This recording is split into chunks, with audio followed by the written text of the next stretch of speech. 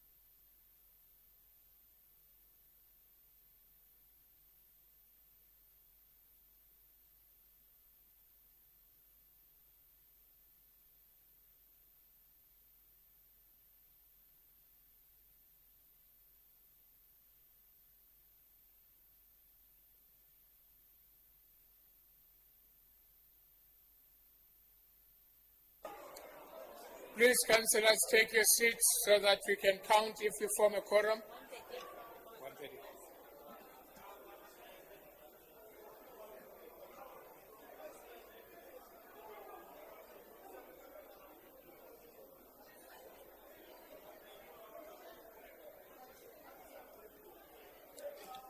And also please address the aircon, it's cold.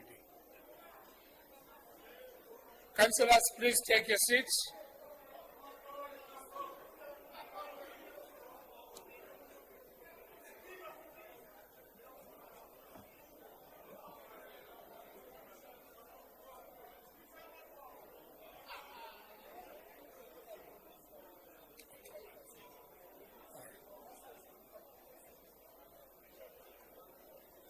Thank you very much, councillors. Honorable alderwomen, aldermen, and councillors, due notice was given of this special council meeting. We are a quorum, and I therefore declare this meeting duly constituted. Councillors,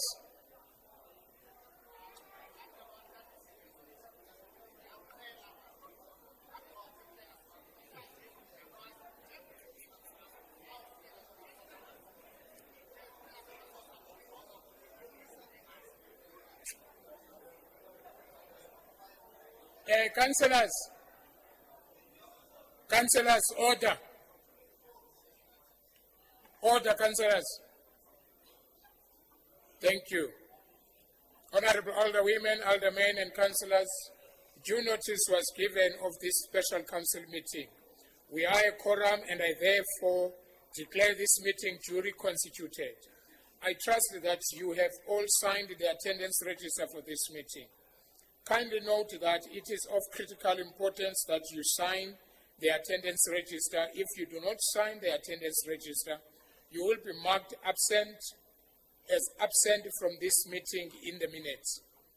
May we now begin with our special council meeting by observing a moment of silence in prayer or meditation, please.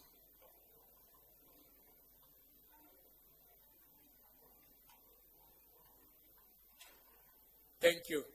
I worship the Executive Mayor, Deputy Executive Mayor, Honorable Chief Kekan and his entourage, Honorable Chief Matlang and his entourage, members of the Mayoral Committee, Leader of the Executive Business, Chief Whip of Council, Chair of Chairs, Chairpersons of Section 79 committees, leaders of all political parties represented in Council, Honorable Councillors, officials, members of the media, esteemed City of Tshwane residents, and the public. I welcome you all to this special council meeting. Honorable councillors, the purpose of this special council meeting is to consider municipal public accounts report, which is MPAC. Yes, Councillor Ratukwana. Yeah, thank you very much, Speaker. I don't know, this is just on housekeeping. It's a bit cold. I don't know if it's possible that someone can work on adjusting those aircons. You know, Grandi normally will wear Bermuda, so today is wearing a long trouser. Okay, thank you so much. No, we have already asked someone to assist us. Application for leave of absence, honorable councillors, for purpose of informing council in as far as leave of absence for councillors from this council meeting is concerned. I will now call on the Chief Whip of Council to present to Council the approved leave of absence of councillors. Chief Whip.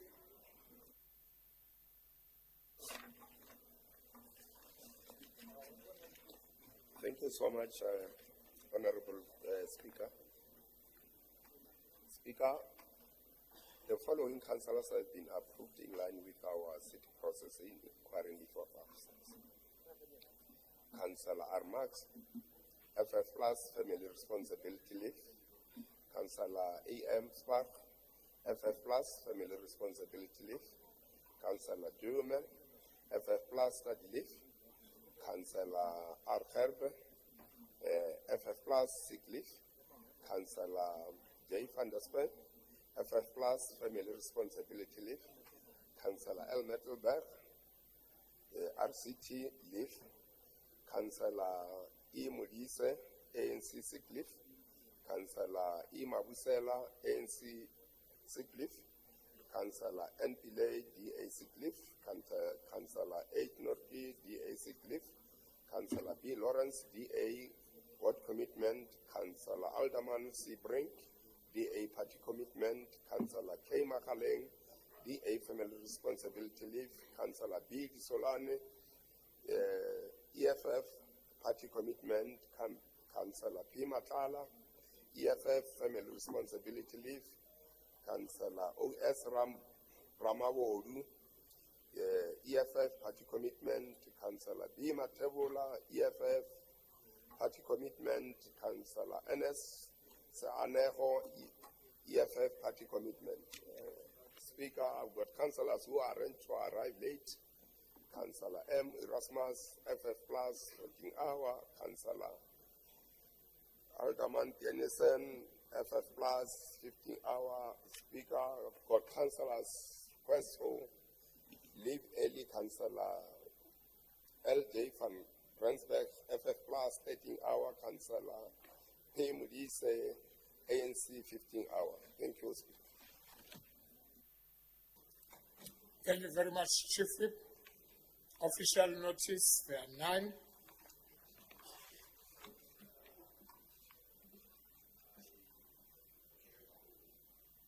Also to put Councillor T.G. Sobotswana Action SA, 17 hour.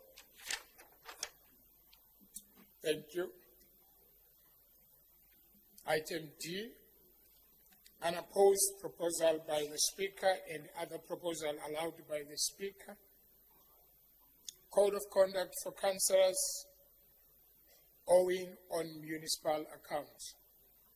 Honorable councillors, we have previously been provided with a copy of the Code of Conduct to go through and understand what is expected of councillors as prescribed by the Structures Amendment Act. I refer you to clause 14 of the Code of Conduct for councillors, which reads as follows. A councillor may not be in areas to the municipality for rates and services charges for a period longer than 3 months. Councillors are encouraged to ensure that their municipal accounts are in order and up to date. Where there are challenges, have arrangements in place subject to applicable policies. There will be no excuses accepted where there is an intentional breach of Code of Conduct. Let us all abide by the Code of Conduct as obligated, thereby acting in good faith in the best interest of the municipality and in such a way that the credibility and integrity of the municipality are not compromised.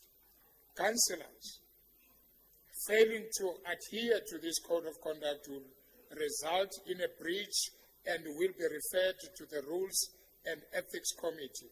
Please note that where a councillor is found to be breached, council may impose the following sanctions: issue a formal warning, reprimand the council, request the MEC for local government in the province to suspend the councillor for the certain period, fine a councillor or remove or a councillor from office.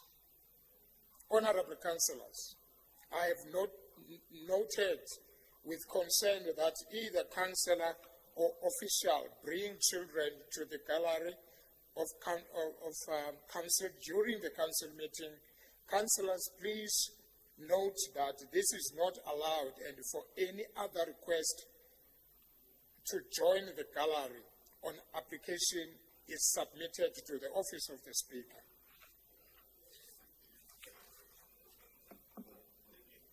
With the upcoming elections, there are members of the public who comes to protest or submit memorandum. It is a risk to children seated in and during campaign. I therefore request that with immediate children be brought to the council meeting. Thank you so much. Reports of oversight and standing committees reporting direct to the council. Honorable councillors, I will now call on the chair of chairs to submit to council the reports emanating from the special section 79A standing committee, municipal public account of 7 and 21st April 2026 for consideration. Chair of chairs.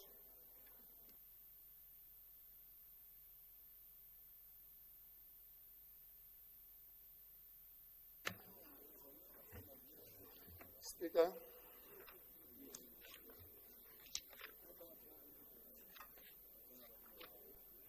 Thank you very much, Honorable Speaker.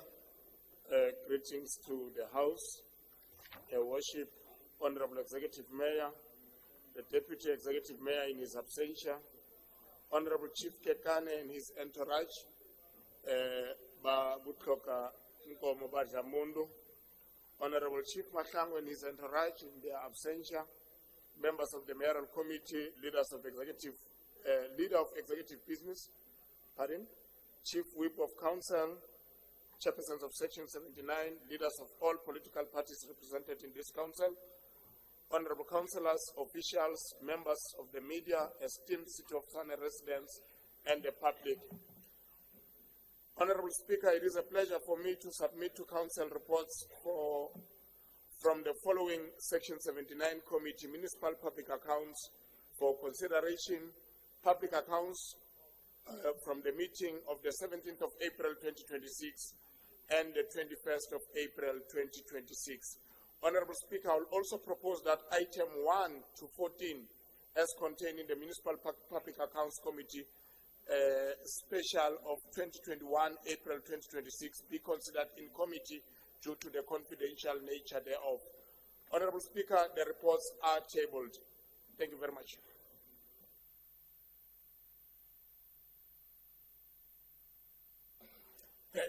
Thank you very much. You mean, Chair of Chairs, item B, because we've got two items. We've got item A, then reports up to item 25. Then we've got item B, that is confidential reports, all of them. Yes, Honorable Speaker. Thank you very much. A, from the Section 79A Standing Committee Public Account, 17 April 2026. Section 79 Standing Committee, Municipal Public Account, Outstanding Reports and Process Plan for 2025-2026 financial year. This report is on page 7 to page 33. Recommendations are on 10 as recommended.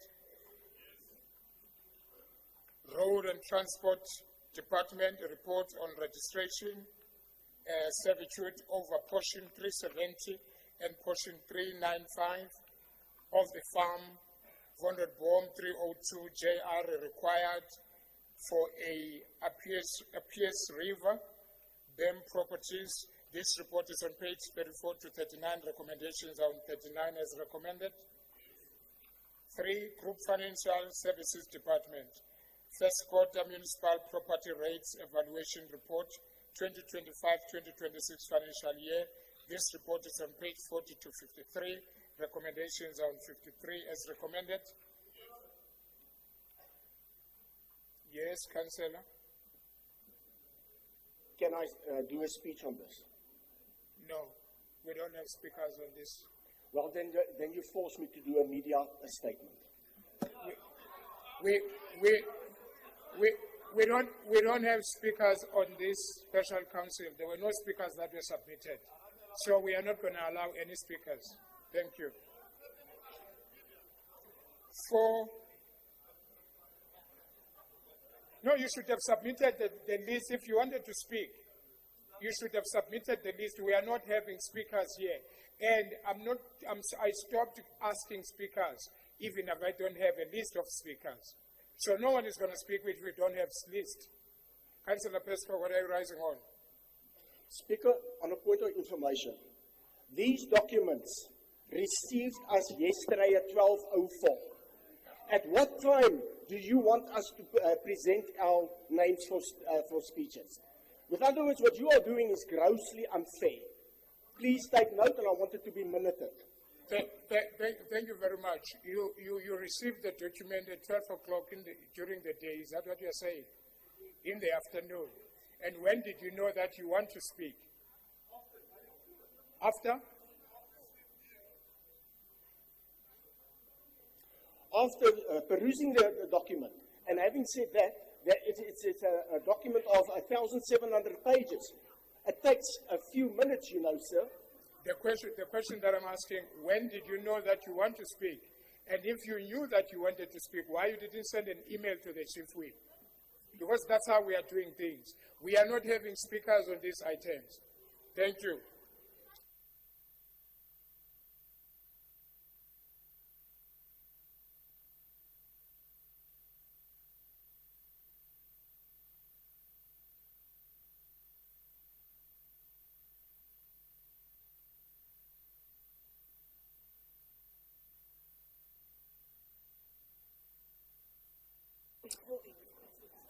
Thank you very much. I've just been informed. I don't want us to mislead the council. I've just been informed that these reports were loaded on Tuesday, not yesterday. Tuesday. So if you wanted to speak, you should have done that then, not now. Thank you. Item 4, City Strategy and Organizational Performance Department, Local Government.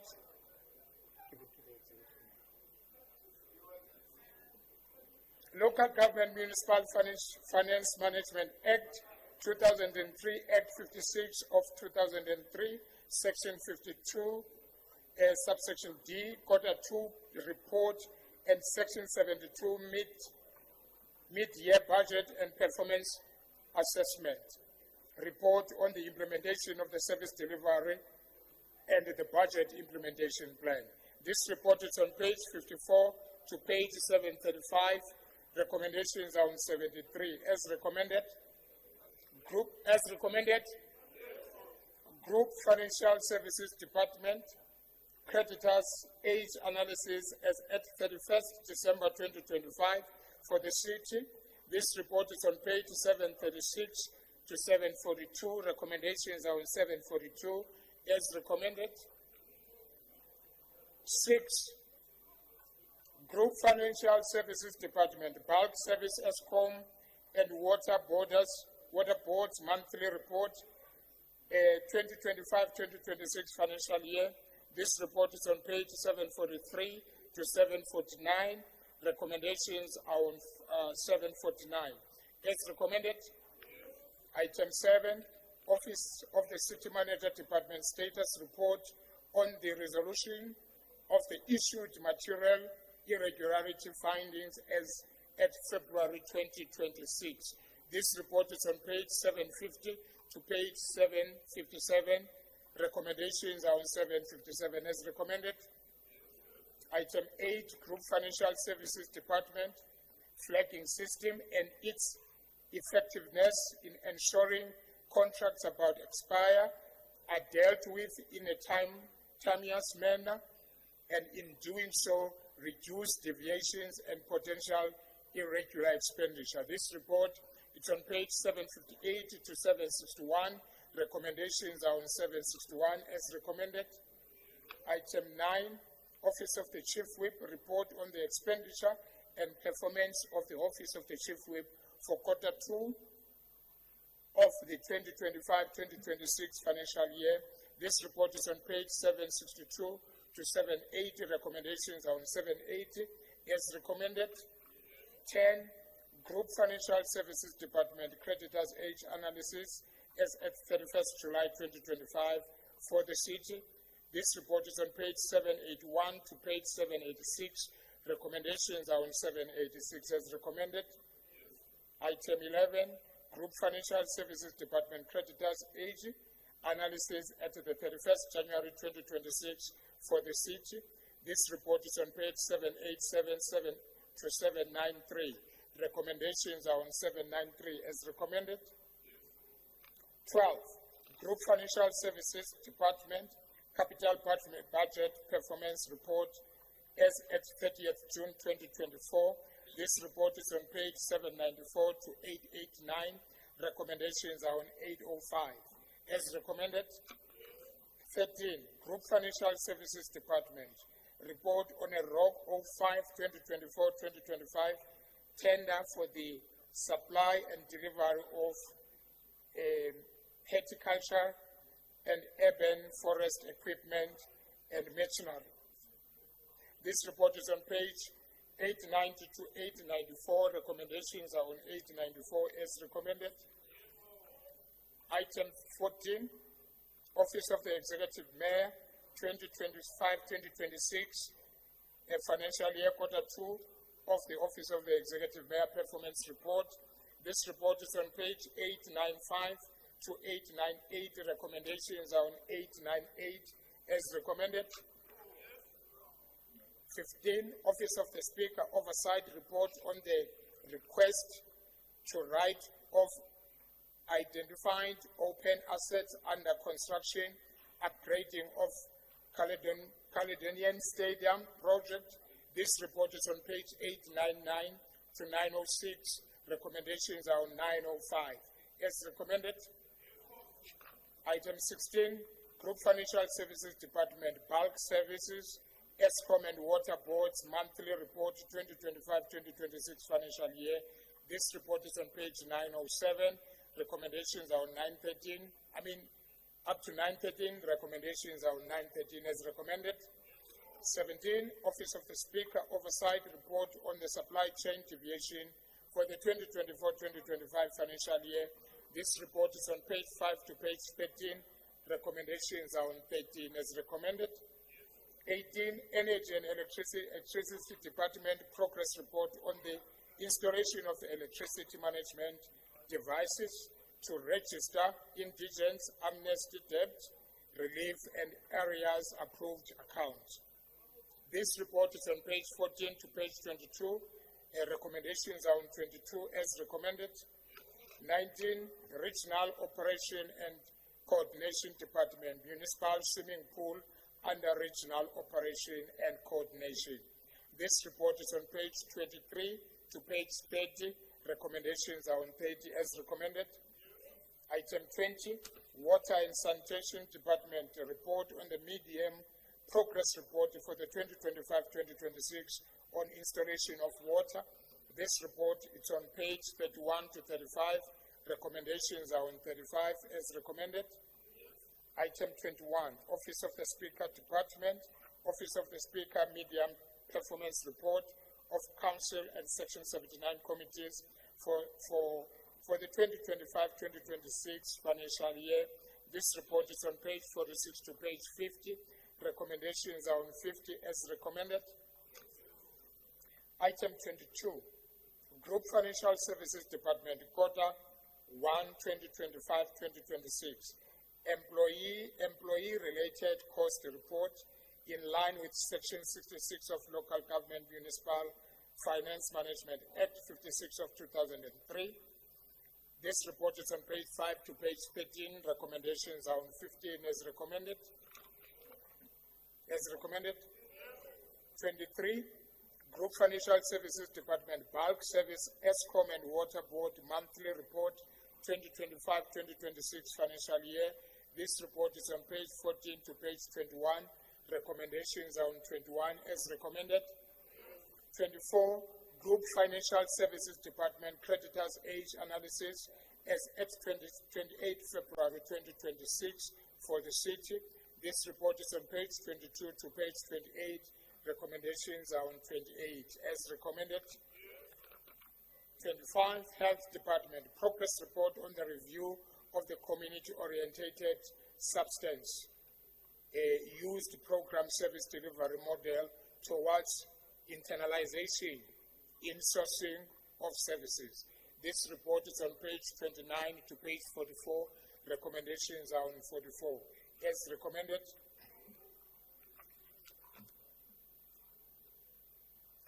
Honorable Councillors, in terms of Section 42 of Rules and Orders, a member may, after an item has been called for the executive mayor or the chair of chairs, may at any time move that council resolve itself into in committee for consideration of items on the agenda, item or items on the agenda, and no seconder is needed for such a motion. In accordance with section 42(3), the mover of the proposer for the council to resolve itself into in committee may speak on such proposal for the going into in committee and only the reasons thereof for not more than 5 minutes. When council then resolve itself into committee, all members of the public, the media, and the officials expected, except those officials required by the speaker to stay, must leave the council chamber. In accordance with section 42(9) of the rules and orders, the resolution to the item considered in committee need not to be announced in an open council if such matter is a council staffing matter. Honorable councillors, these items were not contained in the agenda on SharePoint due to the confidential nature thereof, and was distributed to councillors on the link via their emails address. Chair of Chairs did propose that these reports be considered in committee. I will now, in terms of section 42(3) of rules and orders, allow the Chair of Chairs to speak on the reasons for the council to resolve itself into in committee for this purpose. Chair of Chairs.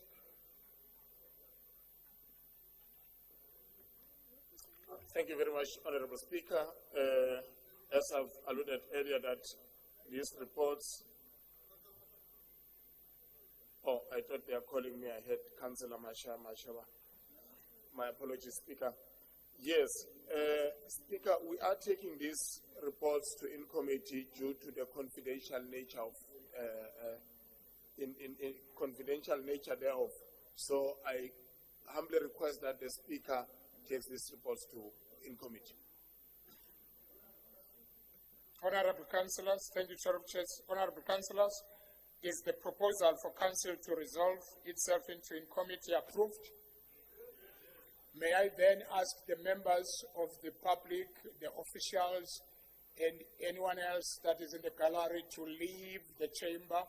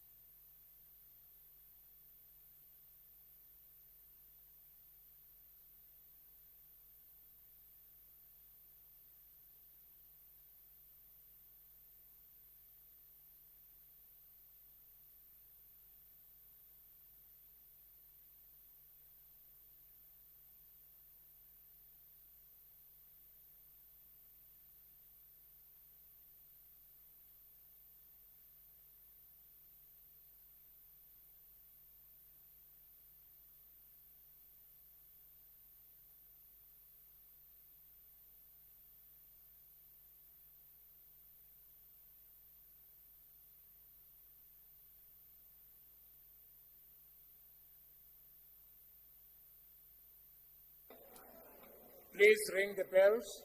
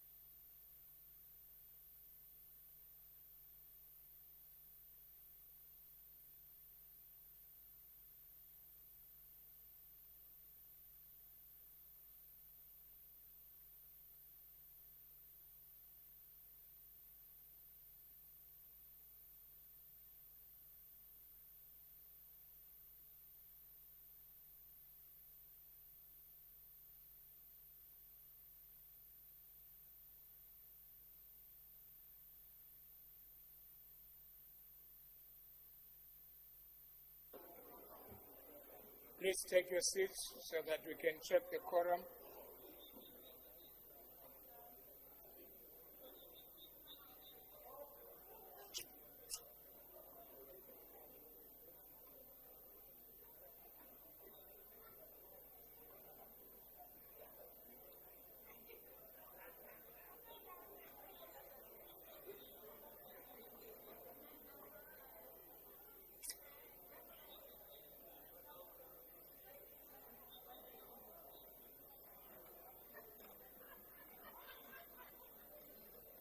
Thank you very much, councillors. We are a quorum. We can start now the meeting.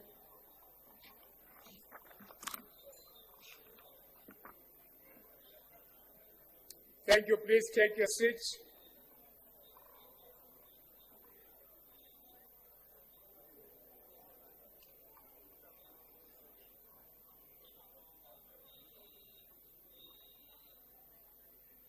Councillors at the back, please take your seats. Councillor Jacobs, take your seat. Councillor Patel, it's either you are in or out.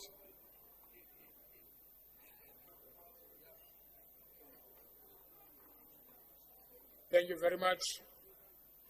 Honorable Alderwomen, Aldermen, and Councillors, due notice was given of this council meeting. We are a quorum and I therefore declare this meeting duly constituted. I trust that you have all signed the attendance register for this meeting. Kindly note that it is of critical importance that you sign the attendance register. If you do not sign the attendance register, you will be marked as absent from this meeting in the minutes. May we now begin with our council meeting by observing a moment of silence in prayer or meditation, please.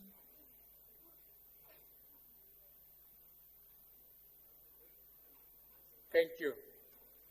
A worship executive mayor, the deputy executive mayor, Honorable Chief Kekana and his entourage, Honorable Chief Mashang and his entourage, members of the mayoral committee, leader of the executive business, chief whip of council, chair of chairs, chairpersons of section 79 committees, leaders of all political parties represented in council, honorable councillors, officials, members of the media, esteemed City of Tshwane residents, and the public.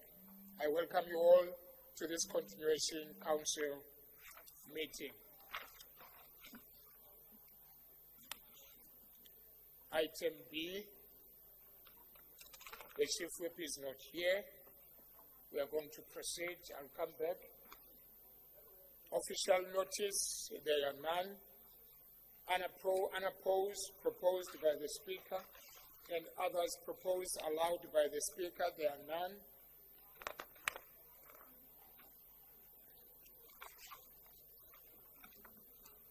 Matters not considered by Council on the 30th of April 2026 as a result of the adjournment in terms of Section 23(1)(d) of the Rules and Orders. Honorable Councillors, we will start with consideration of the outstanding two mayoral committee reports that were held in abeyance during the council meeting of 30th April 2026. Let us proceed with our agenda. Part 2 from the mayoral committee meeting 22nd April 2026. Item 5, reference number 46861/5.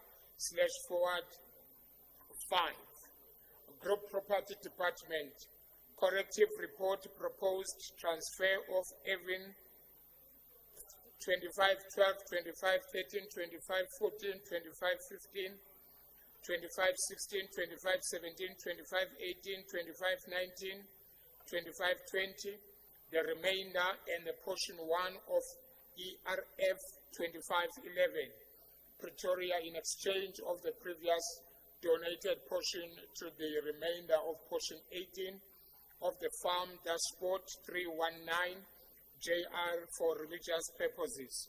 This report is on page 242 up to 298. Recommendations are on 256. On this item, I've got Councillor Selege from the ANC. Your 3 minutes starts now.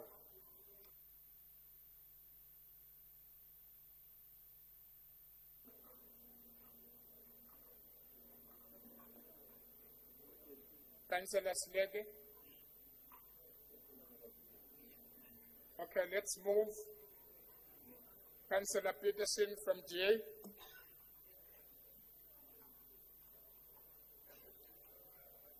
Is Councillor Selege here?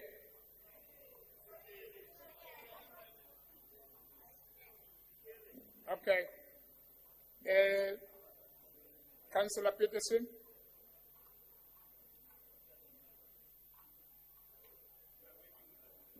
Thank you.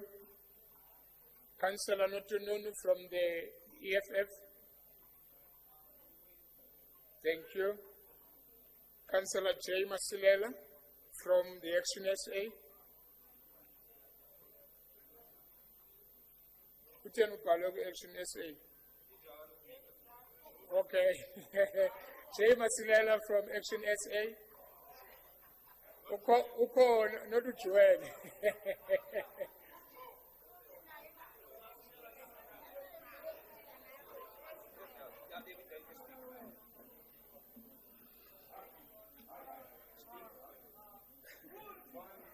Go ahead. Thank you, Speaker. Chief Kekana and his delegations. Sorry, Councillor. Councillors, may I have your order, please?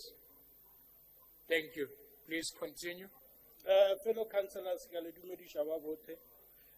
Honorable Speaker, ka 2014, council ile ya tšea sephetho sa go nea kereke naga. Eupša sephetho seo a sa nka sa phethagatšwa. The same land was later given to the national government without cancelling the first decision. Se se thodile bothata jo bogolo because even today the original decision still stands, and that put council in a difficult legal position. Speaker, re swanetše go bolela nnete. This was a failure by the previous administration. Go bile le go tlhoka tlhokomelo le boikarabelo. At the center of this matter is the church. Kereke ga se fela lefelo la thapelo. Ke karolo ya botlhokwa ya setšhaba. Le batho bao ba yang ko kerekeng ba kry-a counseling, and then kereke e thuša le batlhoki. Kereke e ke bolelang ka yona, Speaker, ke kereke ya ditšhiwana. So they bring hope and discipline and unity in our community. Go gana go nea kereke naga ka nako eo, Speaker, e be e le phošo e kgolo. Today we have a chance to correct that mistake.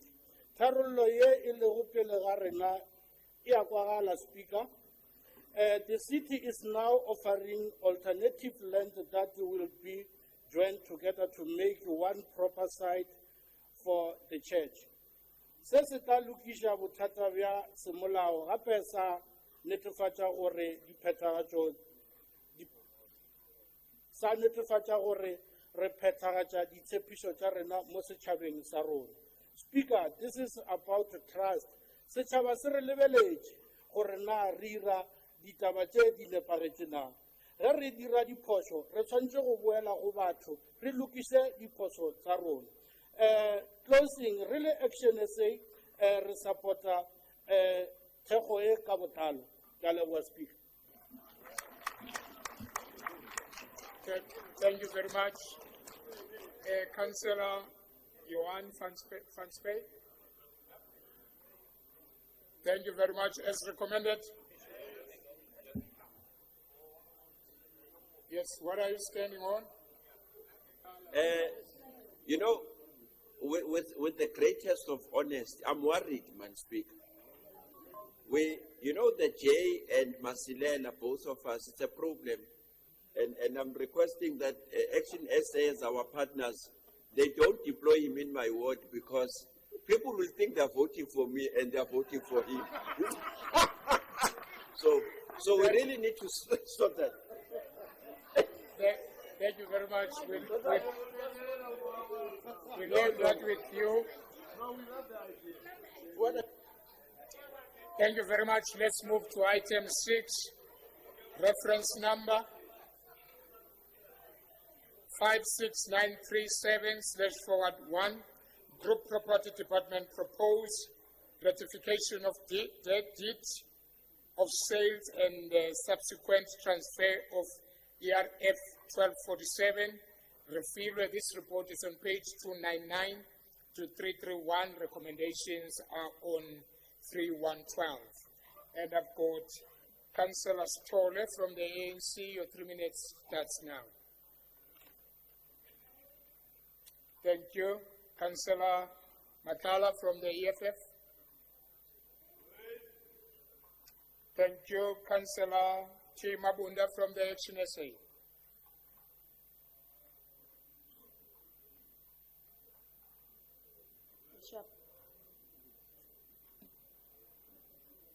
Honorable Speaker, Chief Kekana and his delegation, fellow councillors and distinguished guests, ke a le dumedisa bohle. Honorable Speaker, taba e leng fa pele ga rona kajeno ke taba ya toka. This is about doing what is right for a resident who has waited many years for something that already belongs to her. Ka 2008, Masipala wa Nokeng tsa Taimane o ile a rekisetsa mme Susan Ngobeni lefatshe Refill. O ile a lefa tšhelete ka botlalo, mme a latela tsohle tse di neng di hlokahala. Empa ho fihla le hono, lefatshe leo ga se fatisitswe ka lebitso la gago. Honorable Speaker, seo se go loka. It's unfair for a resident to suffer because of administrative failure and missing records. Nnete ke gore, the sale did happen, the money was paid, mme motho o dutse mo lefatsheng leo ebile a aga. This is not just a transaction, ke bophelo bja motho le seriti sa gagwe. As a CMFA, re dumela gore puso e sebetsang e ikarabelang le e hlomphang batho. Government must honor this commitment and correct its mistake. Ka lebaka leo, re tshwanetse go nka bohato. We must rectify this sale and allow the transfer to go through. Sena se tla bontsha gore re lokisa diphoso tsa nakong e fetileng le gore re ikemiseditse go sebeletsa baahi ka toka. Honorable Speaker, this is about trust. Batho ba tshwanetse go bona gore mmuso o a sebetsa. As the Progressive Coalition Government, re tshehetsa report ena. A re lokiseng taba ena, a re fe moahi yo seo se mo tshwanetseng, a re bontsheng gore re mmuso o shumelang batho. Ke a leboha. Thank you very much, Councillor. Councillor Mayor.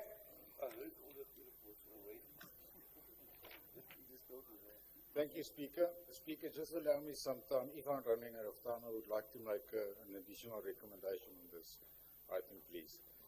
Speaker, we are confronted with a serious weakness in our property administration. According to a sample study done of the street block where this property is situated, 9 out of 29 properties, nearly 30%, have not yet been transferred from the council to their rightful owners. This is not a minor administrative oversight. It is a structural failure. With average property values around 500,000, the city is losing millions in rates revenue every year. Remember, these properties are still owned by the city, so the current occupiers, they don't pay any rate taxes on this property. And this income should be funding service delivery, but instead it is slipping through our fingers. The case before us today of 1247 review illustrates the problem. The sale was concluded back in 2008. The purchase price was paid in full and the purchaser has occupied and developed the property. Yet, because of lost records, amalgamations, and poor departmental handovers, the transfer was never finalized. The city inherited the obligation under the Municipal Structures Act and is compelled by the NFMA and the Municipal Asset Transfer Regulations to complete the process. Yes, the report outlines mitigating measures, consolidating transactions under group property, electronic record keeping and case-by-case cleanup. But let us be honest, these measures are reactive and not systemic. They do not address the scale of the backlog. With 30% of properties, approximately, still not transferred, the financial risk is enormous and the credibility of our asset register is compromised. The Promotion of Administrative Justice Act makes clear that unreasonable delays are unlawful. Every year that passes without transfer exposes the city to litigation, damages claims and further erosion of public trust. The city cannot afford to lose millions in rates while hiding behind the excuse of lost files and amalgamation. As Freedom Front Plus, we insist on decisive action, an audit of outstanding transfers, a strengthened internal property unit and a clear recovery plan. We're always talking about the province that doesn't hand out deeds of sale. In fact, the situation now is that we have expropriated people of land without compensation.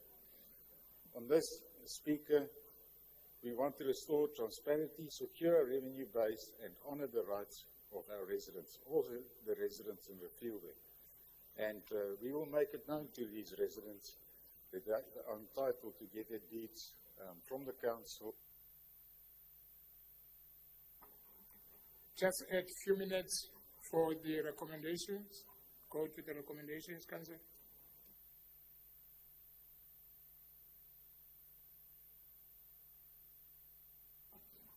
Thank you, Speaker.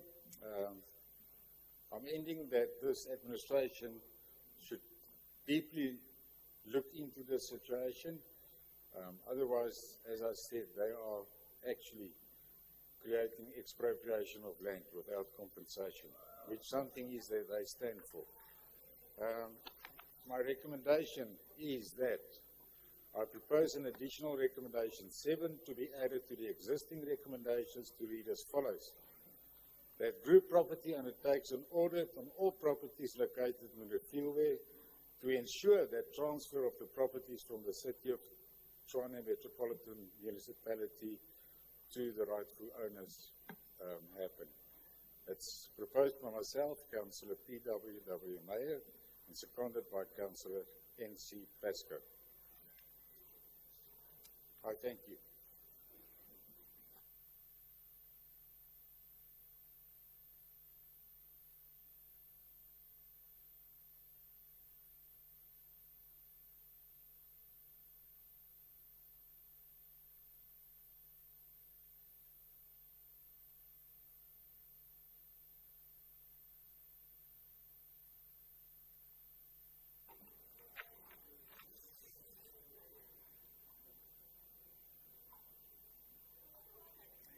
Thank you very much. It is proposed that an additional recommendation 7 be added to the existing recommendation to read as follows. 7, the group property undertakes an audit on all properties located in Refila to ensure the transfer of the properties from the City of Tshwane Metropolitan to the rightful owners. This proposal, it's proposed by, this recommendation proposed by P.W.W. Meyer, seconded by Councillor N.C. Pascoe, as amended. Okay, leader of the executive. Okay, MMC Munama. Thank you, Speaker. That recommendation is unnecessary because that is what we are doing. We are in the process of rectifying all those mistakes that were left for all these years. So it's a process. So it's not necessary to put that recommendation. That is what group property is actually doing. Thank you.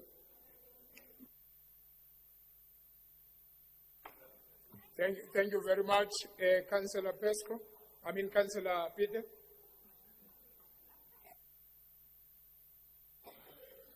Thank you, Speaker. I stand with my recommendation. I've heard what the MMC said, but I can't see anything happen. So if they don't accept this recommendation, we will let the people of Refila know that you as administration are not assisting them, that we from our side are assisting them. That's why we're urgently looking into this. Thank you. We're talking about 2008.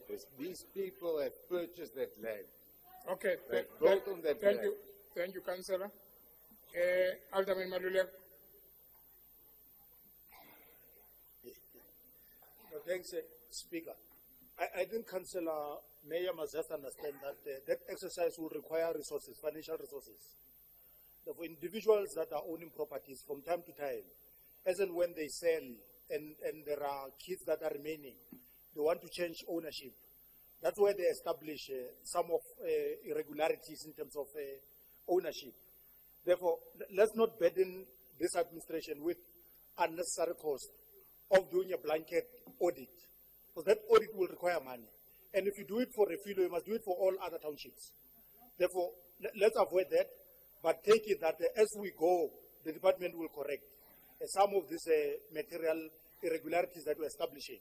If you can't do it for Refila only, I can tell you for free that if you go to Atteridgeville, some of the properties that are there, the numbers that are there on the properties are not similar to what is contained in the Surveyor General. Therefore, you need more money to do all the corrections, and you can't commit council now that in the next few years you'll have R1 billion to correct such irregularities. Therefore, let's do them as they come and be reasonable. I understand what you are saying, but it can't be a blanket approach. Thank you. Thank you, Councillor Meyer. I'll give you the last opportunity. Chairperson. I can't see that it will cost another billions of rand. We've got the personnel already. They must just start focusing on doing their work. So you are standing on your I'm recommendation? standing on my recommendation. Thank you very much. When we called for amendment, there were no's and yes. Those who are for these recommendations amendment, please raise your hand.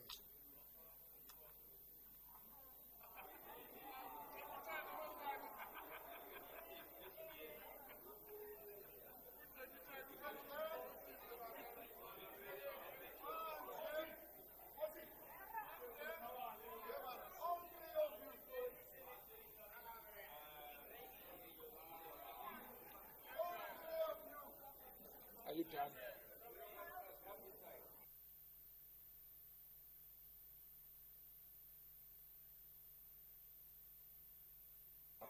Please put your hands down. Those who are against,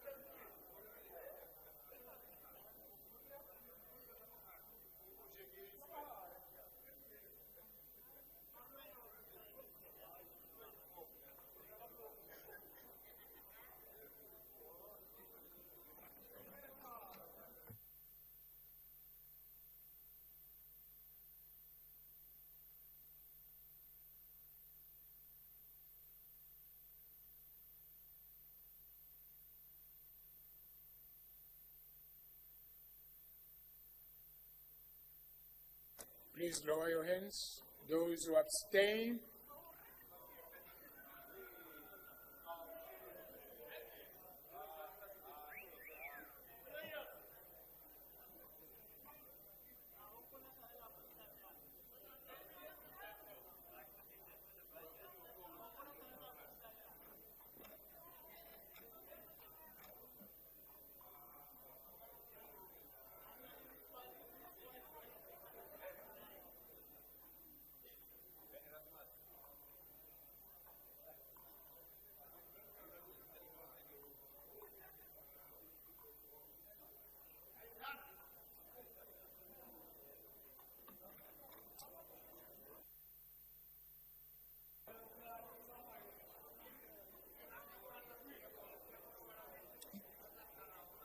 thank you. Those who are for the amendment are 11. Those who are against, 103. Those who abstain, 60. As recommended.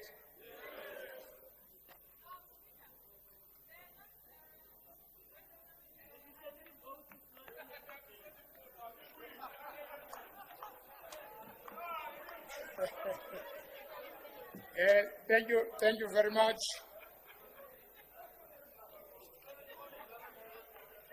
Honorable councillors,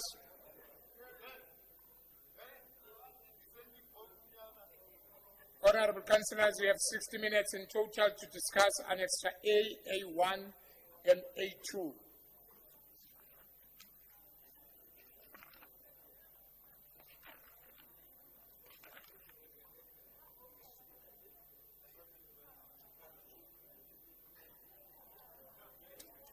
Resolutions of the Mayoral Committee 11 March 2026. A1, 2, 3, 4, 5. On item 6, I've got Councillor Johan van der Spey.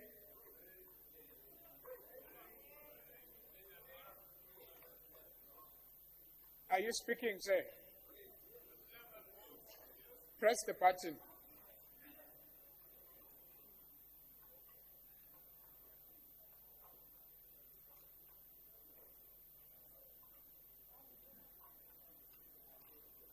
pressed the button, so I allow you. Sorry, I'll have to waive, Speaker. Thank you. 6, 7, I've got Councillor Pesco. Thank you, Speaker. The IGR report before us is a masterpiece of compliance theatre. Remarkably, in this report, 5 times are referred to the above-mentioned legislation without having the courage to name it.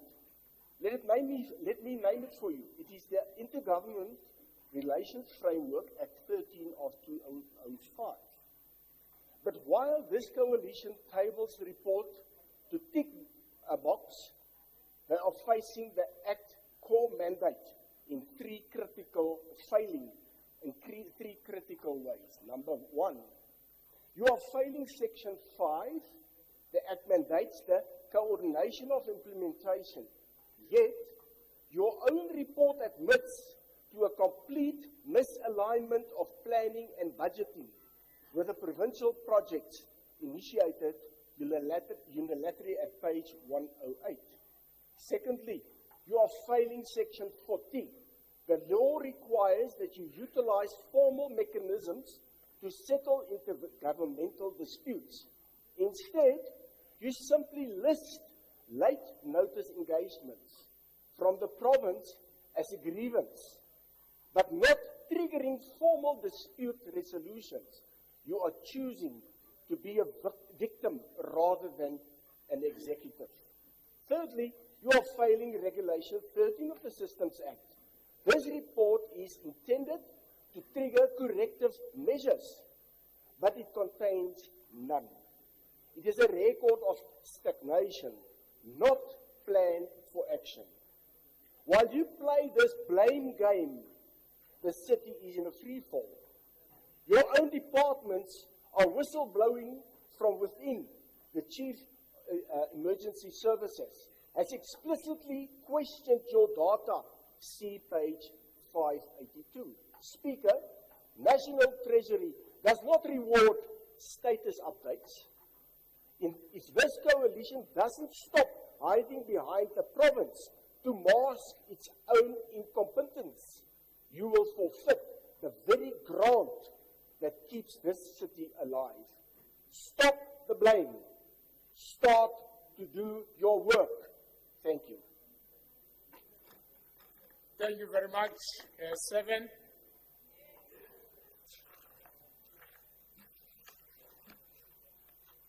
Item 8, I've got Councillor Sajin.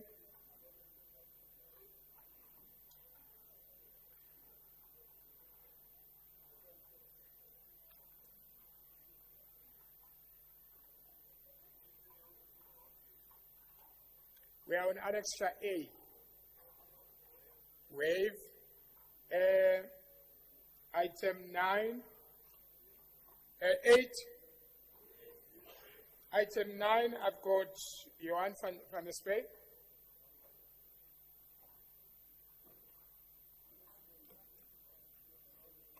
Honourable Speaker, although this report is presented as progress, it is nothing but a carefully worded admission that governance in this city is failing at a systemic level. 40 material irregularities over 6 years are not anomalies. They constitute a pattern of fraud, non-compliance, weak controls, and failed oversight. This indicates that the system is failing consistently. While we are told that half of these cases are closed does not mean resolved. No funds were recovered and no accountability was enforced. In the fuel overpayment case, officials were acquitted and no one was held responsible. That represents a total absence of consequence management. Although this report attempts to signal improvement, the underlying reality remains deeply troubling. Speaker, millions are still outstanding from payments made to the wrong beneficiaries. Projects were paid for but never delivered, and salaries were paid for work not performed. We are presented with a fundamental contradiction. On the one hand, the executive mayor announces with huge fanfare the success of billions in investments. superior service delivery and supposedly funded budget. Yet, this report reveals a municipality grappling with crippling financial leakage, failed governance, and a complete lack of consequence management. Speaker, both these narratives cannot be true. While the absence of new material irregularities this year is a positive sign, it does not mean the system is fixed. The most damning truth in this report is not what it explicitly says, but what it reveals. This city is far better at reacting to failure than preventing it. These irregularities exist because of chronic failures within this administration to prevent, to detect, and to act decisively. Instead of taking ownership, the city deflects the responsibility to external institutions, for example, the courts, the NPA, and bargaining councils. But the rot originates here. Furthermore, it is astonishing to be told there are no financial implications. Billions remain tied up in stalled and mismanaged infrastructure while communities suffer. Residents are not experiencing the so-called funded budget. They are experiencing administrative and service delivery failures. I thank you, Mr. Speaker. Thank you very much. 9, 10, 11, 12, 13.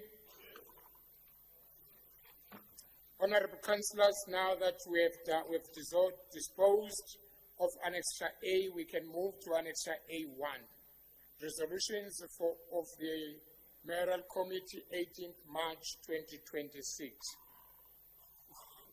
Item A11, I've got Councillor Pesco. Speaker, this report asks us to note a 92% interaction rate. Though, behind this digital veneer lies a technical disaster in the waiting.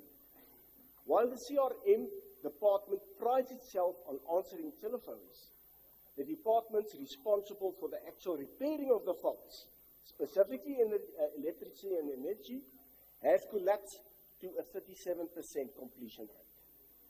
The executive attributes this to a lack of artisans and hijackings. While these are real threats, they are but a smokescreen. Based on the formal questions I posed to the executive mayor, the data reveals a systemic collapse in operational capacity.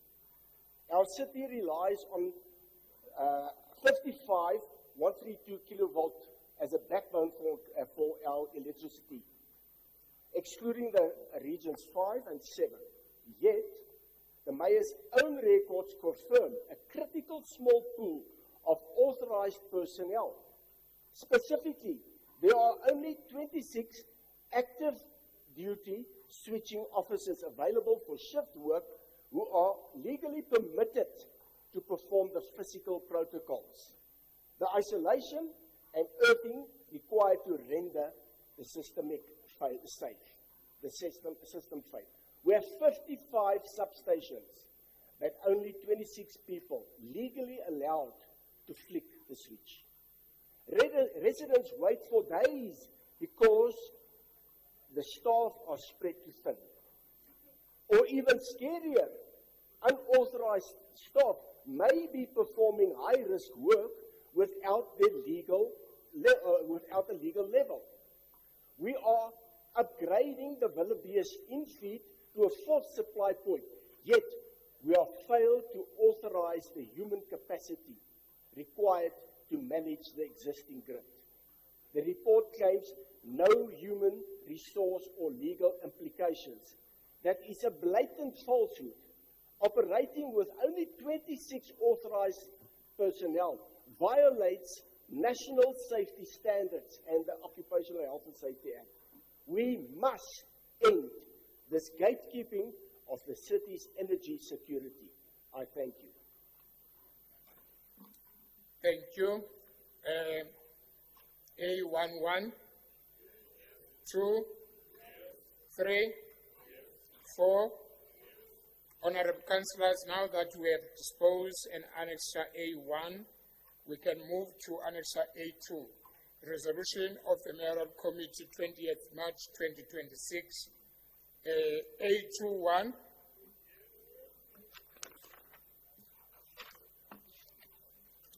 Thank you. Reports of Oversight and Standing Committee reporting direct to the Council.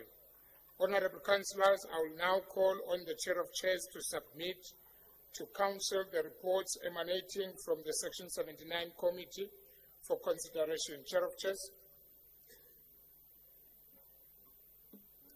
Thank you very much, Honorable Speaker, Her Worship, the Executive Mayor, the Honorable Chief Kekane and his entourage, members of the Mayoral Committee, Leader of Executive Business, Chief Whip of Council, Chairpersons of Section 79 committees, leaders of all political parties represented in this Council, Honorable Councillors, officials, members of the media, esteemed City of Tshwane residents, and the public. Speaker, we are in the month of May, and we are reminded of its deep significance in our democratic journey. May carries the spirit of workers, the resilience of committees, and the enduring call for unity and progress. It is a month that challenges us to recommit ourselves to service, accountability, and the values of Ubuntu that bind us together. The reports I am about to table today are not simply administrative records. They are instruments of service delivery reflecting the collective effort of our committees to improve the lives of our people. In commemorating this month, we honor the sacrifice of those who came before us and the contributions of workers who sustain our nation. It is also my pleasure, Honorable Speaker Tatu Nzwanana, to warmly welcome Honorable Chairperson Thabang Sibutsane, our newly entrusted leader with the leadership of the Section 79 Utility Service Committee. We look forward to his active guidance and dedication in strengthening oversight and ensuring that our utility service meet the needs of our communities with efficiency and accountability. Honorable Speaker, allow me to table the reports. Community safety from the 17th of April 2026, utilities 19th March 2026. As we all know that we have withdrawn the roads and transport from the 10th of March 2026, ITP from the 14th of April 2026, roads and transport from the 20th of February and the 14th of April 2026, health from the 21st of April 2026, group financial service from the 9th of April 2026. Honorable Speaker, the reports are tabled. Thank you very much. Thank you very much.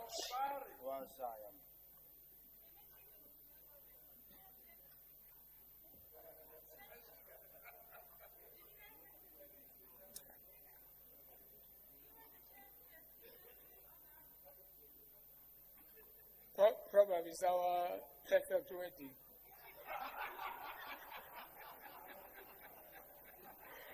Thank you very much. Let's move to the items, which is A, from Section 79, Oversight Committee, Community Safety, 17 April 2026. Item 1, Community Safety Department, Emergency Services Department, monthly media activities for quarter 3, January to February 2025 to 2026 financial year. This report is on page 5 to page 10, recommendations on page 10 as recommended. 2, Community Safety Department, Emergency Services Department, Emergency Services monthly media activities for quarter 3, January to March 2025 to 2026 financial year. This report is on page 11 to page 16, recommendations are on 16 as recommended. Item 3, Community Safety Department, Emergency Services Department, report on the financial performance of the department for the financial year 2025-2026 for the period ending 31st March 2026, quarter 3. This report is on page 16 to page 20. Recommendations are on page 20 as recommended. Item 4, Community Safety Department, Emergency Services Department, progress report on the performance against SDBIP and business plan for quarter 3, 2025-2026 financial year. This report is on page 21 to 33. Recommendations are on 33. I've got Councillor Randall, AM. Your 3 minutes starts now.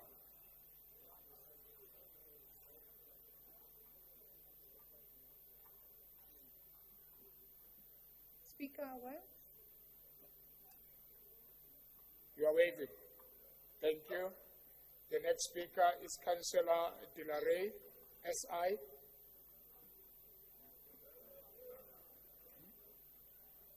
Oh, Dilare, you are on item 9, sorry. As recommended. 5, Community Safety Department, Emergency Safety Services Department Division, Business Operation, feedback report on the inspection in loco of Section 79 Oversight Committee, Community Safety to Emergency Communication Center and Disaster Operations Center. This report is on page 34 to page 40. Recommendations are on 38. As recommended. 6, Community Safety Department, Emergency Services, feedback on the update of filling of critical vacancies. This report is on page 41 to 46. Recommendations are on 46. As recommended. 7, Community Safety Department, Emergency Services, report on the progress made on infrastructure maintenance for the Emergency Services Department. This report is on page 47 to 89. Recommendations are on 89. As recommended.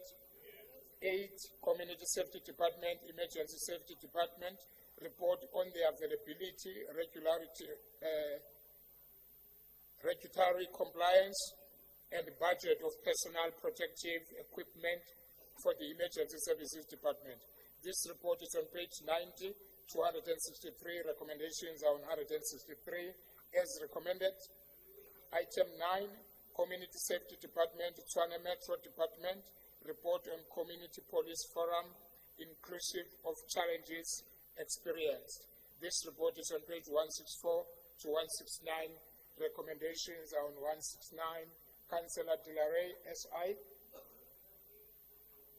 Speaker, I waive. Thank you. As recommended.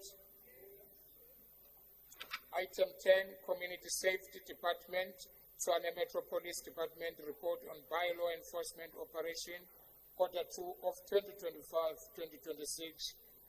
This report is on 170 to 175. Recommendations are on 175 as recommended. Item 11, Community Safety Department, Tshwane Metro Police Department, awareness campaign to educate members of the public on measures and regulations aimed at securing a safe environment, January and February 2026. This report is on page 176 to 185. Recommendations are on 185. I've got Councillor Jackie Ace.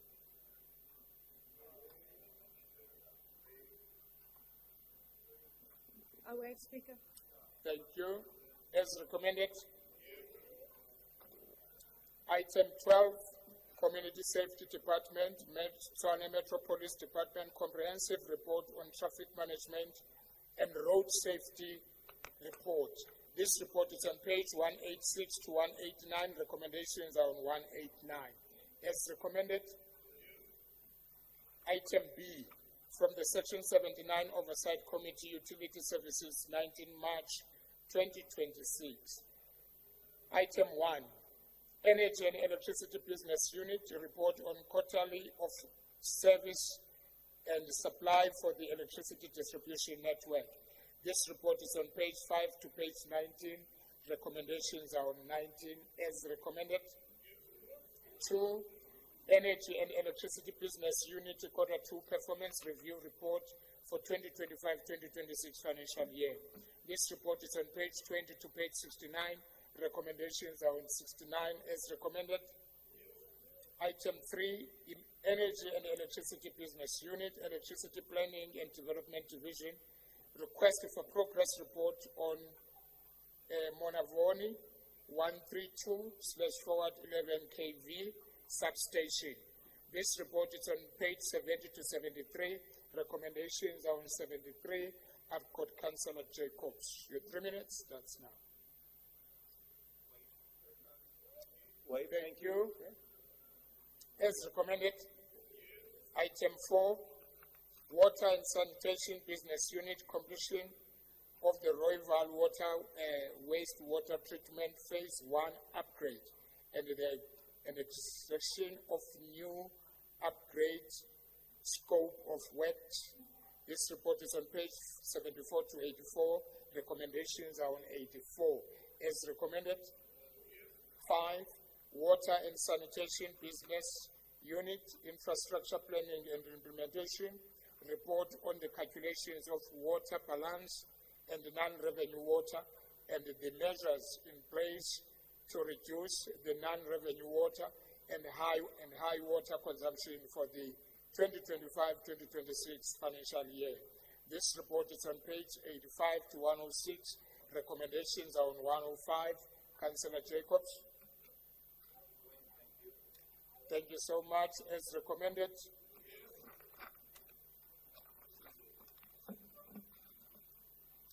C6, Water and Sanitation Business Unit, Bulk Water and Wastewater Services, City of Tshwane Water Quality Report.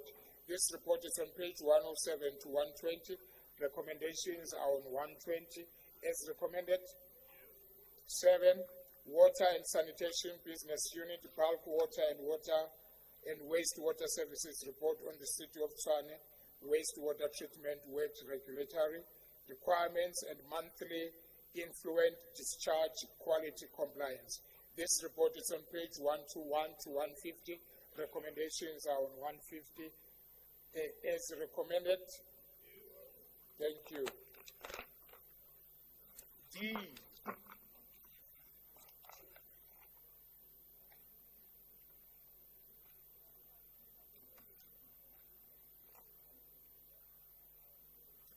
From Section 79 Committee, Corporates and Shared Services, 9th April 2026.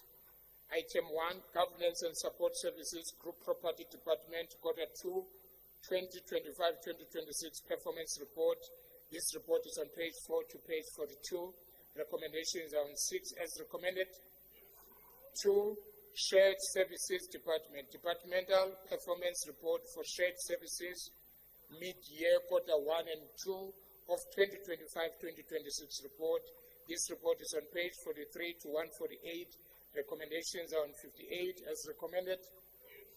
E, from the Section 79 Oversight Committee Integrated Development Plan, 14th April 2026. 1, Energy and Electricity Department, Energy Business Division, Information on Maintenance, Cost and Royval Power Plant. This report is on page 4 to page 10. Recommendations are on 10 as recommended. 2, Group Financial Services Department Capital Budget Performance Report as at 31st January 2026. This report is on page 11 to page 170. Recommendations are on 19 as recommended. 3, Group Financial Services Department Capital Budget Performance Report as at 28 February 2026. This report is on page 171 to 344. Recommendations are on 182. As recommended.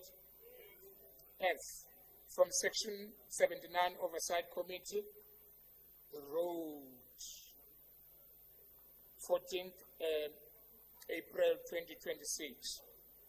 1, Road and Transport Community Engagement and Inclusion. This report is on page 5 to page 14. Recommendations are on page 14 as recommended. 2, Road and Transport Universal Access, Safety and Enforcement. This report is on page 15 to page 19. Recommendations are on 19 as recommended. 3, Road and Transport Department Progress of the Land Rezoning Process and Approval of Building Plans for Wonderbram Intermodal Facility. This report is on page 20 to 27. Recommendations are on 27 as recommended. 4, Road and Transport Department, progress on the construction of Wonderbom Intermodal Facility. This report is on page 28 to 35. Recommendations are on 35 as recommended. 5, yes, Councillor Jacobs. What are you rising on? Thank you, Speaker. Just for your attention, point of information. I am on the speakers list for the previous item as well as this one, but I'll speak on this one, if you allow, Speaker. If he's speaking, I'm speaking to the he's speaker, speaking to me. He's speaking to me. Quietly. Thank you, Councillor Jacobs. Speaker. Councillors. Are you speakers, guys? Thank you. Councillor Jacobs, on these items, the last item that I had speakers is item B. All the other items I don't have speakers. So if I didn't allow Councillor Pesco earlier on, then I won't be allowing you if you're not in my list. Not a problem, Speaker. Thank you so much. I will associate with my work. All right. Quiet you. Not speaking to you. Thank you very much. Let's move to item 5, Road and Transport. Councillors. Thank you. Item 5, Road and Transport Department Progress Integrated Rapid Public Transport Network, Line 2C, Linwood Road, between January Masilela and Simon Vermeulen Road for a period of 18 months, RTD 12-2022-2023. This report is on page 36 to 40. Recommendations are on 40 as recommended. Item 6, Road and Transport Department report on progress on Line 2B. This report is on page 41 to 52. Recommendations are on 52 as recommended. G, from the Section 79 Oversight Committee, Health, 21st April 2026. 1, Health Department Primary Healthcare Services report on plans to improve access to health facilities for people living with disability. This report is on page 4 to page 7. Recommendations are on 7 as recommended. Item 2, Health Department, Health Services Division, progress report on the revenue generation initiatives and monthly performance achieved for the period 01 January 2025 to 28 February 2026. This report is on page 8 to page 12. Recommendations are on 12. As recommended, H, from the meeting of Section 79 Oversight Committee, Group Financial Services, 9th April 2026. 1, report on the City Manager, Grants and Subsidies Progress Report for the period ended 28 February 2026. This report is on page 4 to page 46. Recommendations are on 46 as recommended. 2, Group Financial Services, Local Government Municipal Financial Management Act 2003, Act 56 of 2003, in year financial report monthly budget statement for the period ending 28 February 2026. This report is on page 47 to page 85. Recommendations are on 53. As recommended, item 3, Group Financial Services Department Capital Budget Performance Report as at 28 February 2026. This report is on page 86 to page 266. Recommendations are on 96. As recommended. 4, follow-up reports response to Auditor General and internal audit finding on property, plant and equipment, and assess management processes progress, update on way forward action. This report is on page 267 to page 271. Recommendations are on 271 as recommended. 5, Financial Services Department Treasurer Office, creditors age analysis as at 28 February 2026 for the city. This report is on page 272 to 277. Recommendations are on 276 as recommended. L. From Section 79 Oversight Committee Road and Transport Meeting, 20th February 2026. 1. Road and Transport Department, Road and Transport Quarterly Mid-Year, Quarter 2 Financial Report on Approval 2025-26 Medium Term Revenue and Expenditure Framework. This report is on page 5 to page 8. Recommendations are on 8 as recommended. 2. Road and Transport Department report on progress on line 2B and line 2C. This report is on page 9 to page 15. Recommendations, or to page 16. Recommendations are on 16 as recommended. 3. Road and Transport progress on the construction of Wonderbom Intermodal Facility. This report is on page 17 to page 24. Recommendations are on 24 as recommended. Page 4, Road and Transport Department. Road and Transport Department or Transport Quarter 2 Performance Report on the implementation of the service delivery and the budget implementation plan and business plan. This report is on page 25 to 46. Recommendations are on 46 as recommended. 5. Road and Transport Rollout Plan for Line 1 and 2. This report is on page 47 to 52. Recommendations are on 52 as recommended. 6. Road and Transport Department, IRPTN Division, progress update on the construction of a Denebom Intermodal Facility. This report is on page 53 to page 77. Recommendations are on 59 as recommended. Item 7, Road and Transport Department, TIDC. This report is on page 78 to 83. Recommendations are on 83 as recommended. 8, Road and Transport, Tshwane Airport Services. Feedback report on the implementation of turnaround plan for the Wonderbom National Airport. This report is on page 84 to page 106. Recommendations are on page 106 as recommended. Resolution by the Standing Committee, Petition Annexure B. Honorable Councillors, you have 30 minutes in total to discuss Annexure B. B, Special Section 79 Standing Committee Petition, 19 March 2026. 1, 2, 3, 4, 5, 6, 7, 8.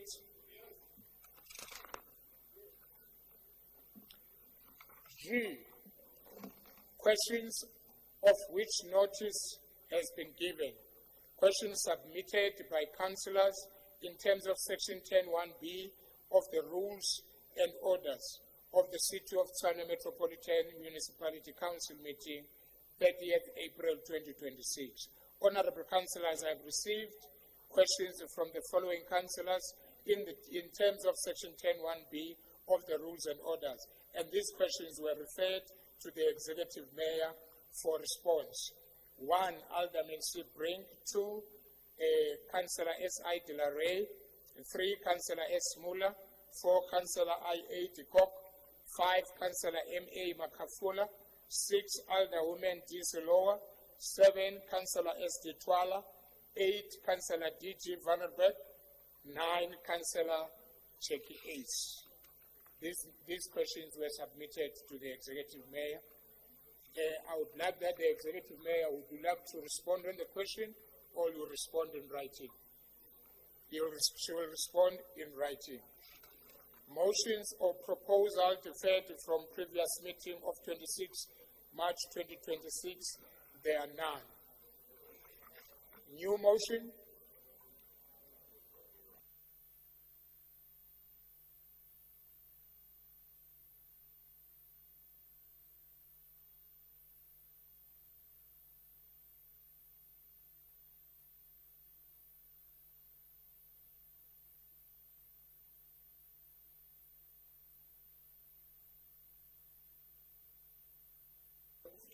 Just a few minutes.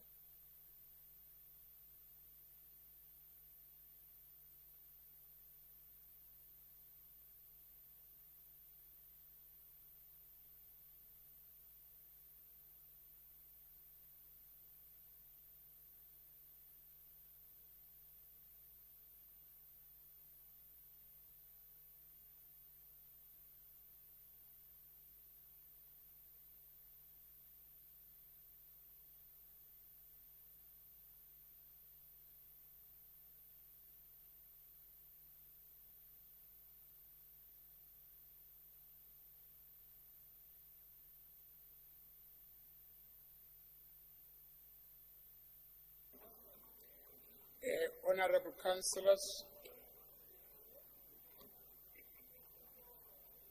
motion regarding the tabling of the adjustment budget in light of the city of Tshwane.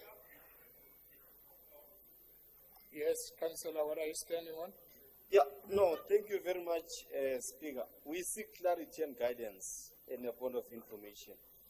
That why would we be dealing with the motion of Councillor Brink if he's not present, the person who's sponsoring the motion? Thank you. Thank you very much. We are not dealing with the motion, Councillor. I was just reading the motion, then I make my ruling. We are not, the yellow book does not allow us to do that. So let me read the motion, then I make my ruling. Thank you.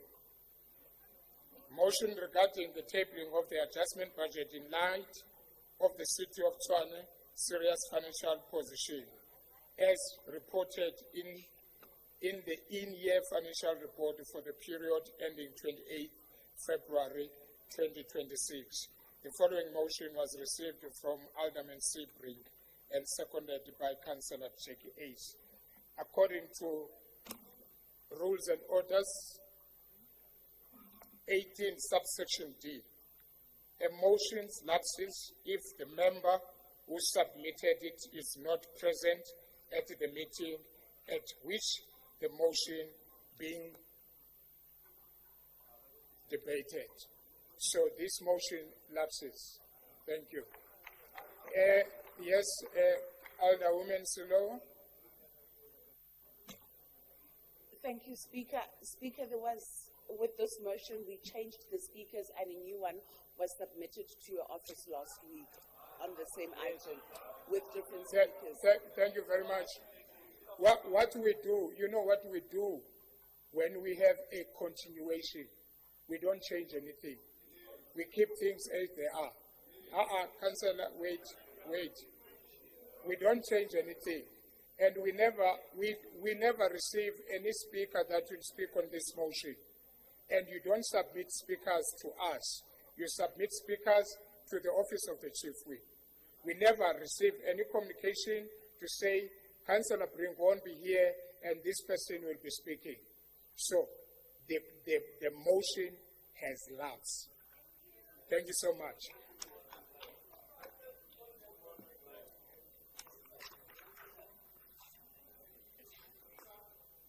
Yes, Alderwoman Silowa. But I made my ruling. I made my ruling. Okay, go ahead. Okay. Is it a point of order or information? Okay, let me take the point of information. I'm coming back to you. Press Agalopsis. Thank you, Speaker. I note your ruling, but Speaker, we didn't change it for today's meeting. It was actually submitted for last week's meeting. So that's where it was submitted, where the speaker's list was changed in terms of the seconder and the proposer in that regard, Speaker.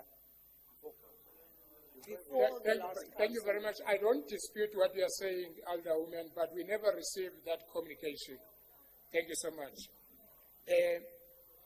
Deputy Chief Whip. Deputy Chief Whip.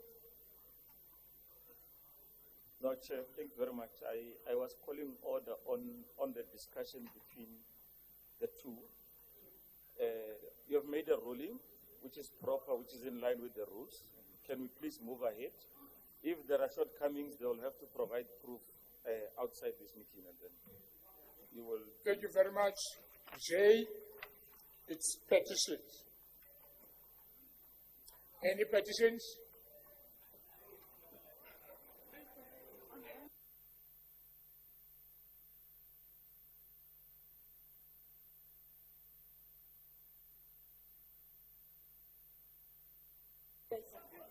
And this is the request. Those who have got petitions, please, on the petition, write your name and the word. Please, write your name and the word so that your petition doesn't get misplaced.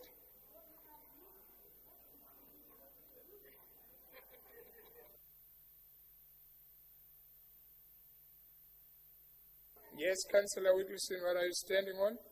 Subject of petitions, Okay. points of information.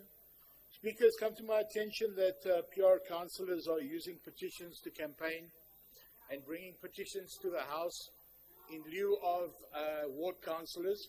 And then we are summoned to the petitions committee, although we did not initiate the petition. But the PR councillor obviously has an agenda. I think if your office, with the chair of chairs,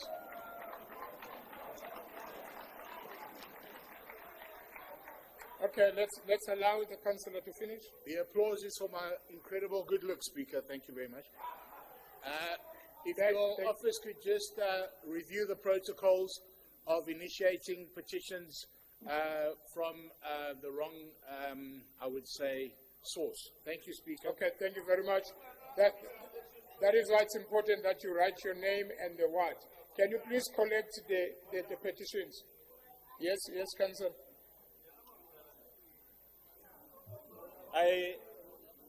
I'm in full agreement with 70% of what he has said. But for me to support my good friend, he must first withdraw the part, because he used to be the chair of the Section 79 Committee on Petitions. He entertained the very same petitions that he's complaining about today. Now, because it doesn't suit him, it comes from his ward, he's complaining. No dialogue. Please, can you Happy withdraw to that? respond. Thank you, Speaker. Happy to respond to my esteemed colleague. Speaker, the rules are the rules, whether you like them or don't like them. They are legislated and they are processes. I don't like this one. I'm speaking against it. Please note my concerns. Thank you. Can you please collect the petition, please? Collect the petition. Can you read the heading of the petition?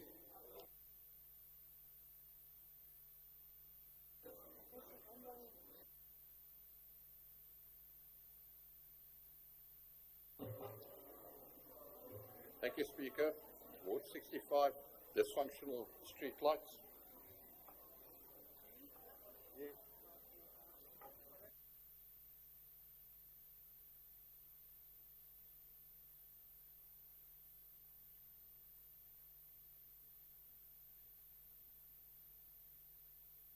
Please read the heading of your petition. Speaker, thank you very much. It's a petition regarding the uncontrolled influx of taxis and homeless people around the Water Glen Shopping Centre, Ward 83. Thank you. Thank you, Chairperson. Speaker, this is Ward 82. It's the petition regarding the mess along Line 2B and the lack of progress. And then also the petition regarding the excessive noise from Menlyn Park Shopping Centre affecting 5 different wards. Thank you. Thank you. Press your button, sir.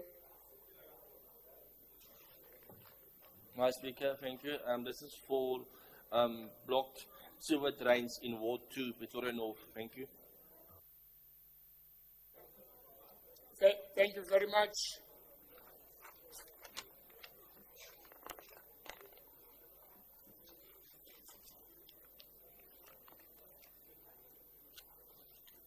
Let's move to item K. Any other matters not contained in the notice of the meeting at the discretion of the Speaker? Debate on the 26th State of the Capital Address. Honourable Councillors, at my discretion in terms of Section 8(1)K of the Rules and Orders, I am now allowing the debate on the soccer as presented by the Executive Mayor on the 16th of April 2026. Can we now begin with the debate in accordance with the list as provided to me by the Chief Whip of the Council in terms of Section 33(3) of the Rules and Orders? Councillor Buikanyo from the ANC, your 4 minutes starts now. Thank you, Speaker. Today, we got... Sorry, Councillor. Operator, you give them exact minutes that I read. So you give him 4 minutes, Councillor Buikanyo. Thank you very much, Speaker. Today, we gather to reflect on the 2026 State of the City Address delivered by the ANC-led government coalition. Speaker, the ANC commends the frank acknowledgement of highlighting both on the city's challenges and our shared progress. Over the last 18 months, this coalition government has begun to lay the foundation of a better Tshwane, a city capable of serving all its residents. Speaker, the Executive Mayor rightly points out that collaborations across political lines demonstrates that service delivery and social development transcend partisanship. We are jubilant that this multi-party coalition exemplifies unity in purpose, driven by the shared commitment to restore trust and improve everyday's lives. We celebrate the strides made in stabilizing the city's finance, maintaining infrastructure, and creating safer, cleaner communities. Speaker, the current administration's effort has begun to turn the tide, but let us remember that the legacy of our city's strength lies in its resilience, resilient families, hardworking entrepreneurs, and vibrant communities. Their perseverance fuels our ambition to build an inclusive city. Looking ahead, the 6 prioritized strategies such as smart system, economic growth, infrastructure, safety, quality, social services, and good governance are essential. These interconnected pillars will ensure Tshwane is truly a city for all.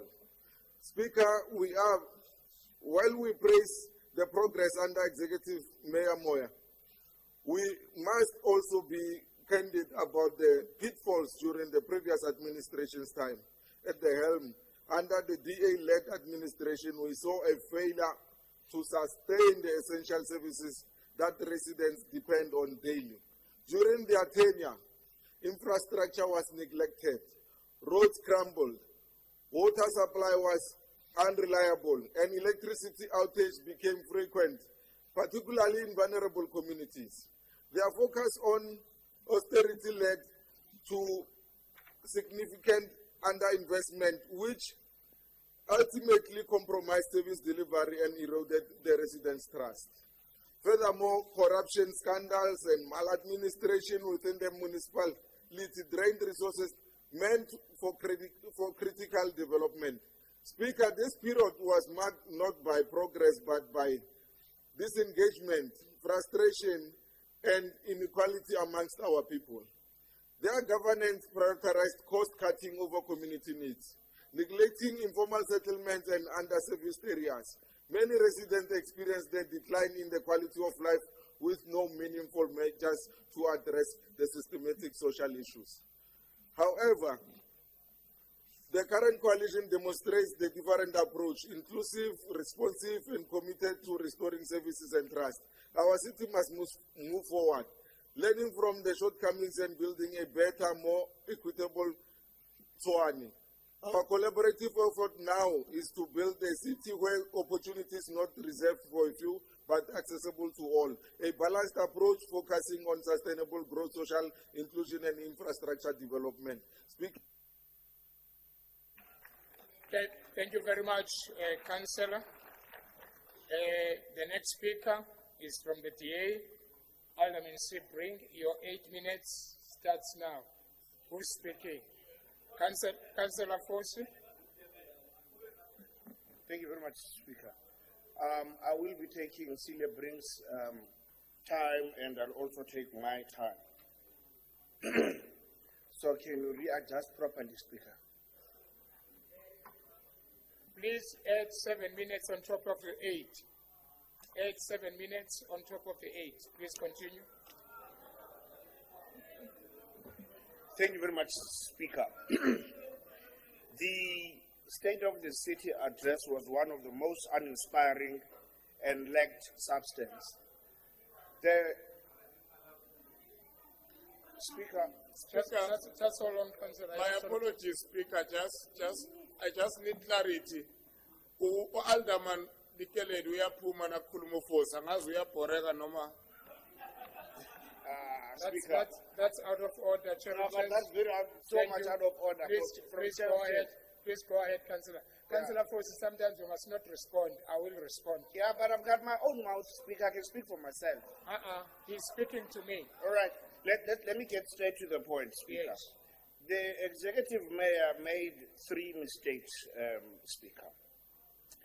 Saying that there is no water crisis in the city, that is actually disingenuous. And it also sends a very strong and a wrong message to officials and service providers that are thinking that everything is hanky-dory in the city of Tshwane. And ever since that she became the executive mayor of the city, non-revenue water has increased from 32% to 40%, and that is a fact. And spending on water tankers in formal areas, these are areas that ordinarily supposed to have water, it has increased from 140 million to 777 million rands. The people of Amaskral are still without water, despite the praises that there is really no water crisis in the city. And again, I heard the executive mayor praising our finance MMC, that he has been doing stellar work when revenue collection has actually dropped by over 10%, from 93% to 84%. The record level of unauthorized expenditure of over 4 billion rands, it is a fact. The city does not have a funded budget, but the lies that are being perpetuated by the executive mayor are something to be wary of. Now, Speaker, the less said about what was said on the Madlanga Commission, it has definitely exposed a systematic corruption in the city. I have said, Speaker, during my intro that the executive mayor's speech was very much uninspiring and lacked substance, in that it actually omitted vital issues of service delivery that has left the honest tax-paying residents with questions more than answers, saying that this was the ANC's executive mayor's last State of the City address for this term and probably her last as a councillor. The resident of Centurion wanted to know what was your plan on Brakfontein substation that was engulfed by fire in April 2025 to almost a month of repairs, which left the residents with no electricity for almost a month. You failed to bring them to confidence to your future plans and long-term solutions, as the current temporary measure that is there is a mark-pass affair exactly a year later. The residents of East Lane, Kursport, and the majority of Moat needs to know what is your remedial actions that you have taken on senior officials that have left the people of East Lane in the dark for almost a month during December holidays. Line 3 in Atteridgeville, that is still in... Just a second. Councillor Kafan. Councillor Kafan. Thank you. Councillor Kafan. Thank you. Please go ahead. Line 3 in Atteridgeville, that is still in planning, was presented by the ANC mayor as in progress, and yet this is still in the planning phase. We are aware that the ribbon cutter has asked all officials of 80% progress and projects so she can claim the glory just before the elections. Basking on someone's shine, the JJ power line in Soshanguva that the mayor claims as a victor has been marred by stoppage due to budget constraints. Same sentiments with the 132 kV Monavoni substation, which was supposed to be commissioned in March 2026, Deadlines have been moved to June so they can spend on this project on a hockey stick approach of getting rid of money to circumvent the lack of spending. Lies have very short legs, Executive Mayor. They claim that the 390 million Veldebeers infant station project is complete is simply not true. By all accounts, the project remains at tender stage and it's very far from implementation. Presenting it as finished achievement in the State of the City address misleads residents and undermines public trust. This project must be prioritized as it will strengthen the eastern corridors of and unlock power supply to Mpumalanga, Limpopo, KZN, and Free State on ESCOM network. Its urgency is very clear. Major City of Tshwane developments such as the Molkloof Phase 2 project in Pretoria East, the Ford Motor Company in South Africa, Waterloo expansion, and other projects in the Pretoria East have been stalled due to the Nyala infeed running out of capacity and the impracticality of planned maintenance without alternative load transfer. As the Democratic Alliance in Tshwane, we support this investment but reject political misrepresentation. Residents need delivery, not declarations. The less said about the EFA that has been deprived of funds and later allocated funds during the adjustment budget and the use of funds that was meant for very best substation, we are very much watching you. Roads in Mamelodi, Atteridgeville, Soshanguve, Hammanskraal, Olive and Bosch, Zitobeni, Enkangala, Royskral, Clubview, Raslo, Queenswood, Lodiam and Mathias, they have turned out to be the pothole haven. Residents need to claim against this failed city for the vehicle tires and rim. Our streets are extremely dirty. Every corner has turned out to be a dumping place. I can only imagine in areas where there's no formal waste collection. Our cemeteries this April, during the Easter holidays, was a disaster. Residents went to visit their departed and loved ones that they laid to rest, and the cemeteries were filthy, unkept, grass tall as the body length. This is a waiting crime scene. It is not a shock that Hammanskraal residents wanted to give you your MMC a good donor. There is nothing solid you said about Hammanskraal or a Royval quality affluent improvement project with your deadweight MMC. It is in a corporate world. If this was in a corporate world, you would have been fired a long time ago. You took a project that was top of the priority in the past administration. You relegated the issue of Hammanskraal as a byway project. You have missed all deadlines on the package plans, no communication, no creative way to salvage the Royval wastewater treatment plant. You said nothing about how we're going to upgrade this for the future. You have made a mockery of the 450 million rands we have invested without any solid milestone. Hammanskraal residents can't wait to get rid of you and your water tonka buddies from this city. Your legacy will be of championing spaza shops and brothels. Oh, by the way, you even failed at them also because they're still open and business is still booming there. Thank you very much, Speaker. Thank you. Thank you. The next speaker is Councillor Mashabela from the EFF. Okay, leader of the executive, what are you standing on? I want to ask if Councillor Fosi can donate me 5 minutes of his 7 minutes that were left.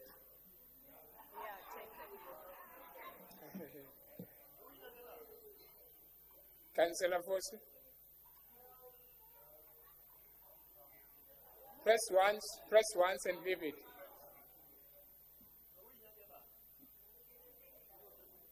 Press it once, Councillor, and leave it. Yes. Oh. Speaker, unlike his fellow councillors, I actually read word by word the State of the City address. What I needed to drill there are facts, not just these fables that the executive mayor was talking about. You are not. So I'm very comfortable. Councillor, I will not give out my time. I made my point, and my point was vivid. As for them, they can go fly. Thank you very much. Let's then call Councillor Mashabela. Your 10 minutes starts now. Thank you, Speaker. Greetings, Honorable Speaker, the Executive Mayor, Councillors, and the residents of Tshwane. Today, Speaker, we rise to speak on behalf of the more than 4 million residents within the city, the forgotten, the marginalized, and the vulnerable masses of our people. We are the voices of these communities that have endured inequality, service delivery backlogs, and a spatial injustice for years, from informal settlements to townships and underserved urban areas. Under this administration, Speaker, Tshwane has moved from a position of over 13 billion in debt and an unfunded budget to a fully funded budget. Speaker, this was confirmed by Treasury. Treasury approved this budget. This is not accidental. It is a result of a deliberate fiscal discipline, stronger financial controls, and a government that chooses responsibility over chaos. We have strengthened the revenue collection and rebuilt the city's cash position through improved billing systems and initiatives such as Tshwane Ya Tima. The city reserves have grown from 835 million to over 1.9 billion. This is not theory, Councillor Fosi. That is a financial recovery in action. We have confronted historical debt head-on. ESCOM liabilities have been significantly reduced from 6.6 billion to approximately 4.7 billion, while ensuring that service providers are paid more consistently than before. This is how you restore credibility, by paying your way and fixing what was broken. But fiscal revenue and recovery alone is not enough if residents feel no relief. That is why over 4.3 billion in debt relief that has been extended to more than 85,000 indigenous households. This is not just accountability. It is dignity restored to families who were drowning in municipal debts. At the same time, we have set the foundation for economic transformation. The city's economic revitalization strategy targets 3.9% growth and 80,000 jobs by 2029. This is not a wishful thinking. It is a structured planning tied to infrastructure, investment, and industrial expansion. And already investors have confidence in this government. Through the Tshwane Investment Summit, the city secured 86 billion in investment pledges across automotive, energy, logistics, and infrastructure, together with tourism, for exceeding the original target that we have set for ourselves. That is what happens when government becomes predictable, stable, and pro-development.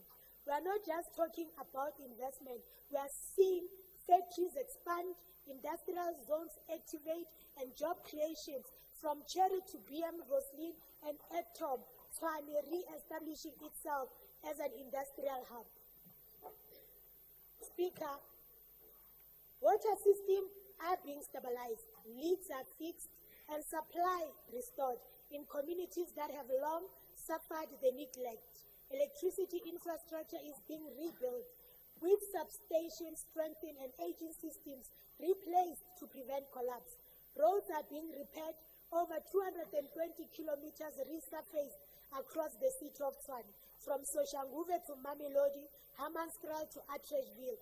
Transport systems are being modernized through BRT expansion and intermodal hubs that connect people to opportunities faster and more affordably. We are confronting spatial inequality directly. Communities like Sokulumi, Mabopane, Soshanguve, and Mamelodi are no longer being left behind. Informal settlements are being formalized, upgraded, and integrated into the city's long-term planning. Over 70,000 stands are being prepared. Thousands of households relocated to service land. More than 1,700 title deeds have been issued. It was under this government. This is not just an issue of us celebrating our achievements. This is what we merely could do within a short period of time. Our environmental front, Tshwane is being cleaned, restored, and reclaimed. Over 19,000 of illegal dumping removed, waste collection expanded, and recycling system strengthened to build a circular economy that benefits residents. On health, clinics are now more accessible, better staffed, and achieving high satisfaction rates. Mental health substance programs, and preventative cares. These are not the wish list that the mayor spoke about. These are the realities that our people are currently experiencing with this government. We are building a safer, strong communities through housing, food relief, job creation, and infrastructure investment that reaches most the vulnerable. Speaker, this is not a government that makes empty promises. It is a government of delivery under difficult conditions. A government that inherited instability but chose discipline. A government that inherited debts but chose recovery. A government that inherited a broken system but we chose to rebuild. We are building a safer and more stronger city, and our people in the city of Tshwane are truly and remarkably restoring and understanding that we are restoring where the DA could not for the past 8 years. Thank you, Speaker. Thank you very much. The next speaker is Councillor Walusi from the Action SA. Your 4 minutes starts now.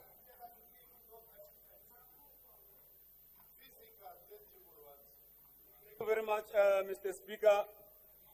Honorable Speaker, Dr. Nasipi Moya's State of the Capital Address confirms that Tshwane is moving decisively from recovery to renewal. In just 18 months, this multi-party coalition government has achieved what the GA failed to deliver in 8 to 8 years: stabilizing the city's finances, restoring governance, and rebuilding confidence in local government. For the very first time since 2021, Tshwane has credible funded budget, cash reserves have grown significantly, Eskom debt has been reduced, and over 85,000 indigent households have benefited from debt relief. These are not promises, Mr. Speaker, but measurable outcomes. On economic evaluation, the city has secured 86 billion in investment pledges. Projects in Roslyn and the automotive city are laying foundations for industrial growth and job creation. The economic revolution strategy targets 80,000 jobs by 2029, while the Ituba Youth Economic Development Program is empowering young people through entrepreneurship skills and access to opportunity. Infrastructure investment has increased to 3.5 billion with focus on water, security, electricity reliability, and maintenance.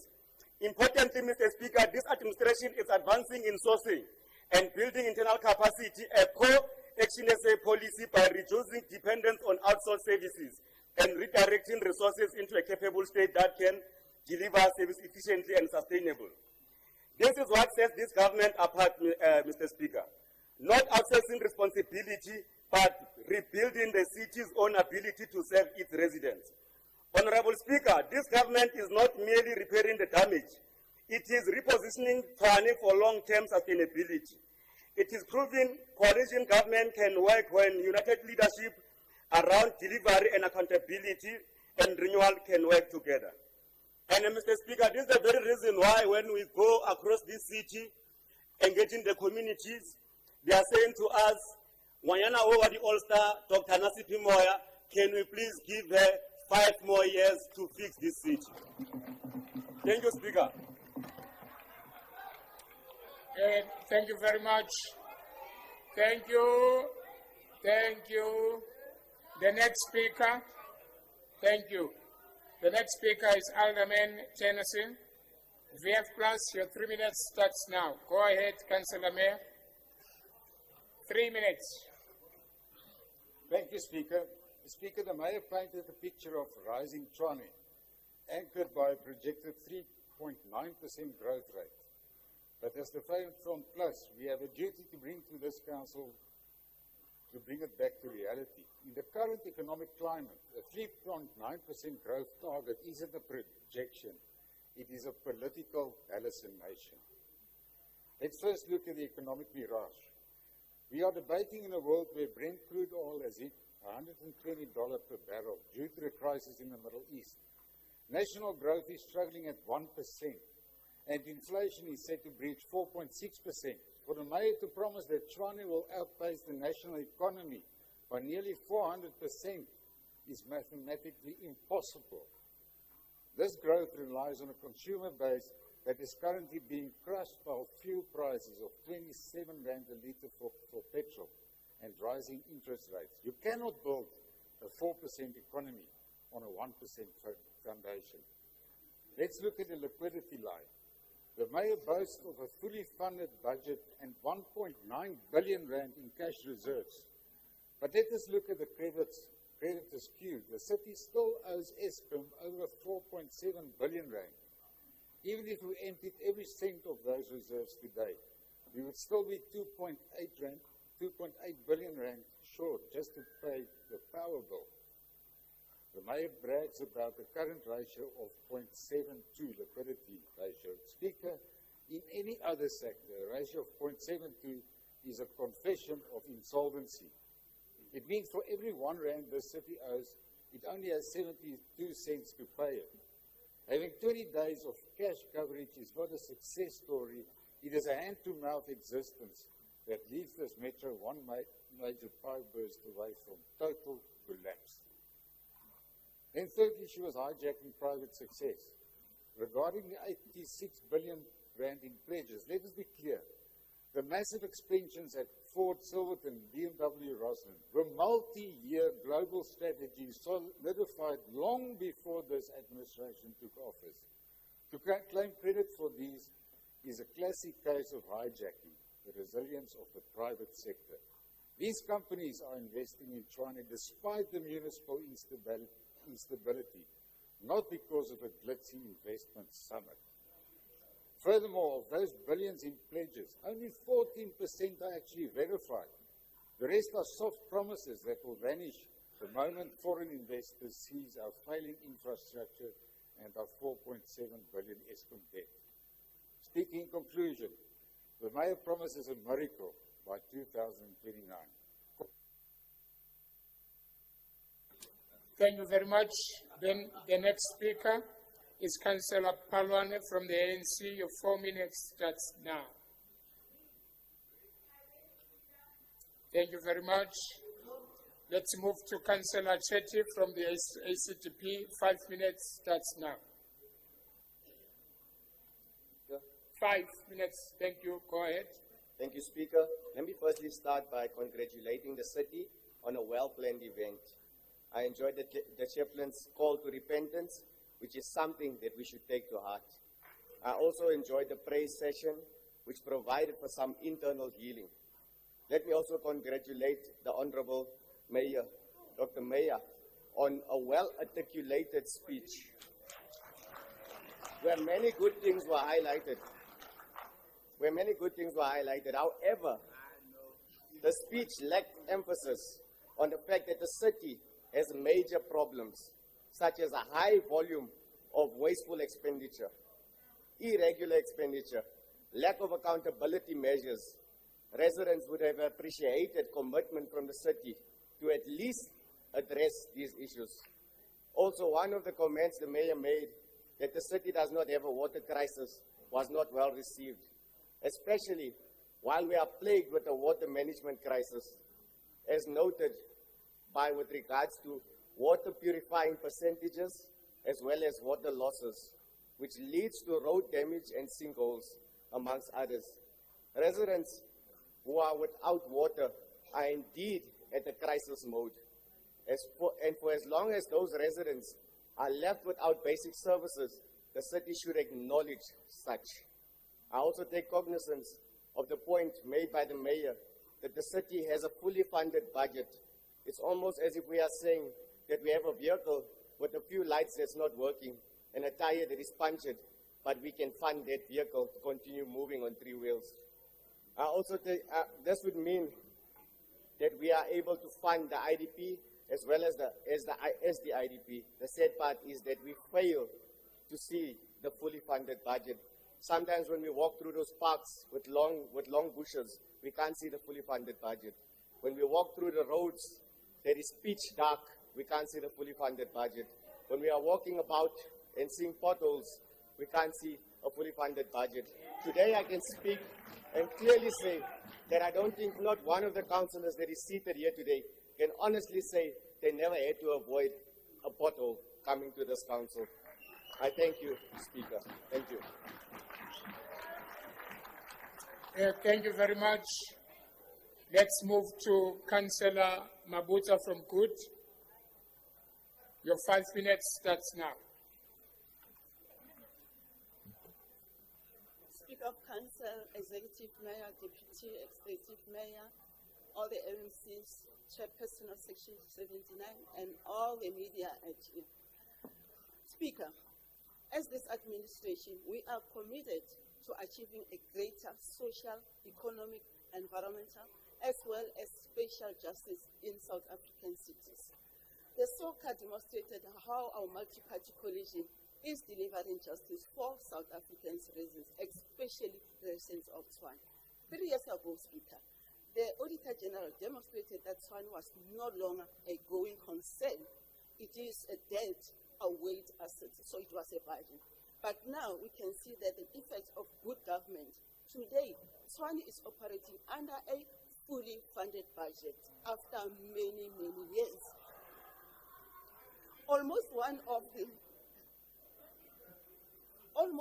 third of 6.7 billion rand of Eskom debt left by the previous administration has now been paid off. More than 200 residents have also come forward to regularize their municipal account. This reflects support for our residents to pay what is due. There's more than 25,000 of indigenous households has also been scrapped, holding the cruel process of trying to recover debt from small debts and people who cannot be able to afford, the poor of the poorest. The city is also cutting costs on contracted water tankers services by almost 80% and reducing contracted security service by almost 1/5 in the coming year. These substantial savings are invested into infrastructure maintenance and boosting internal capacity, enabling us to deliver more services. The number of service delivery are also very, very clear. 10,000 kilometers of water pipes have been replaced. Thousands of kilometers of roads resurfaced. Thousands of potholes have been repaired. Substations have been Councillors,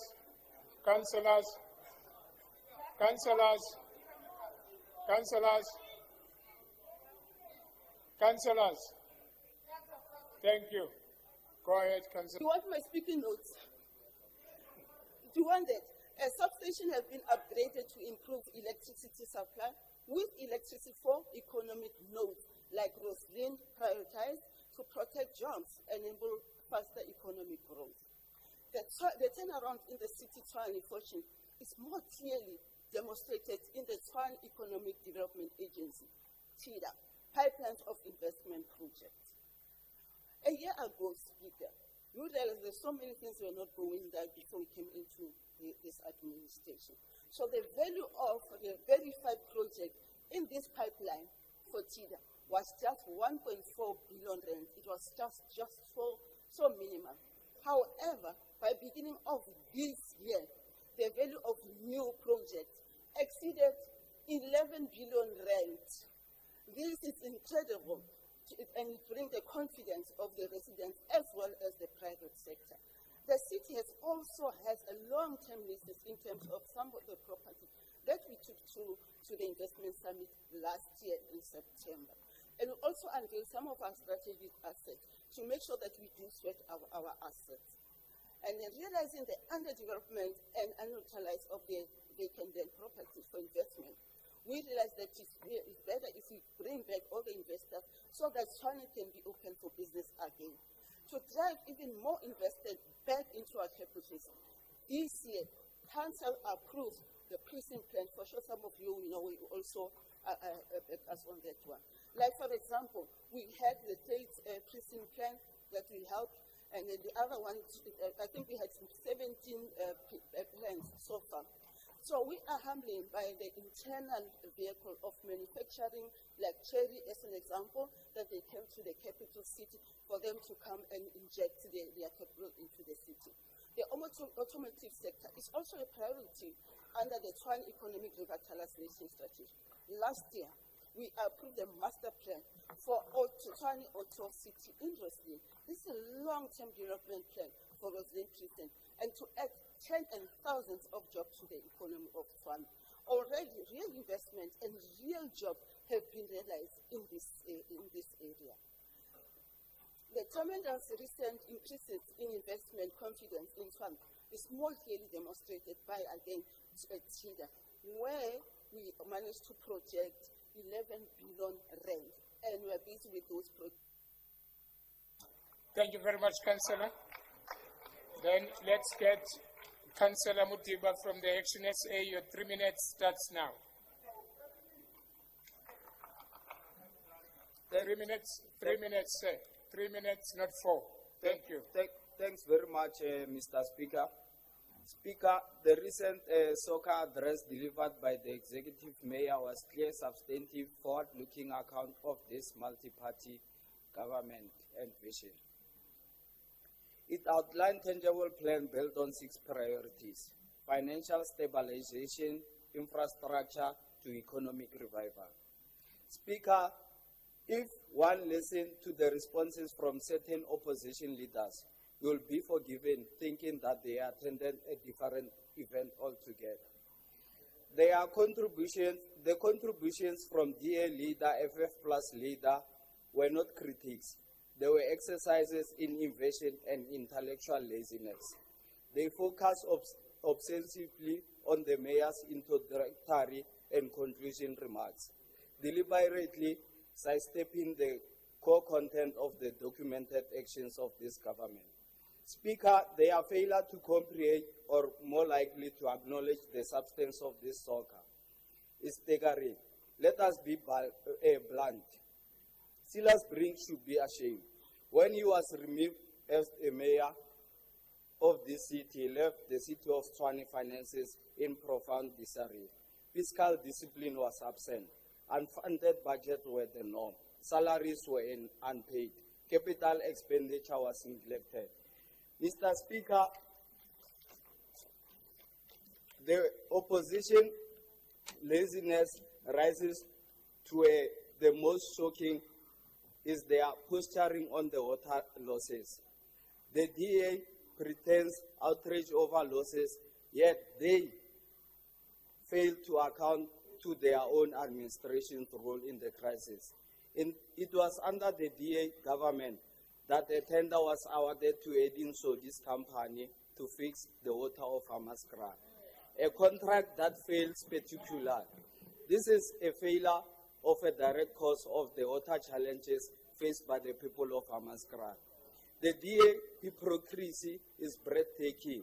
They now point fingers at the aging infrastructure, which they neglected for 8 years. This is the heart of their delusion.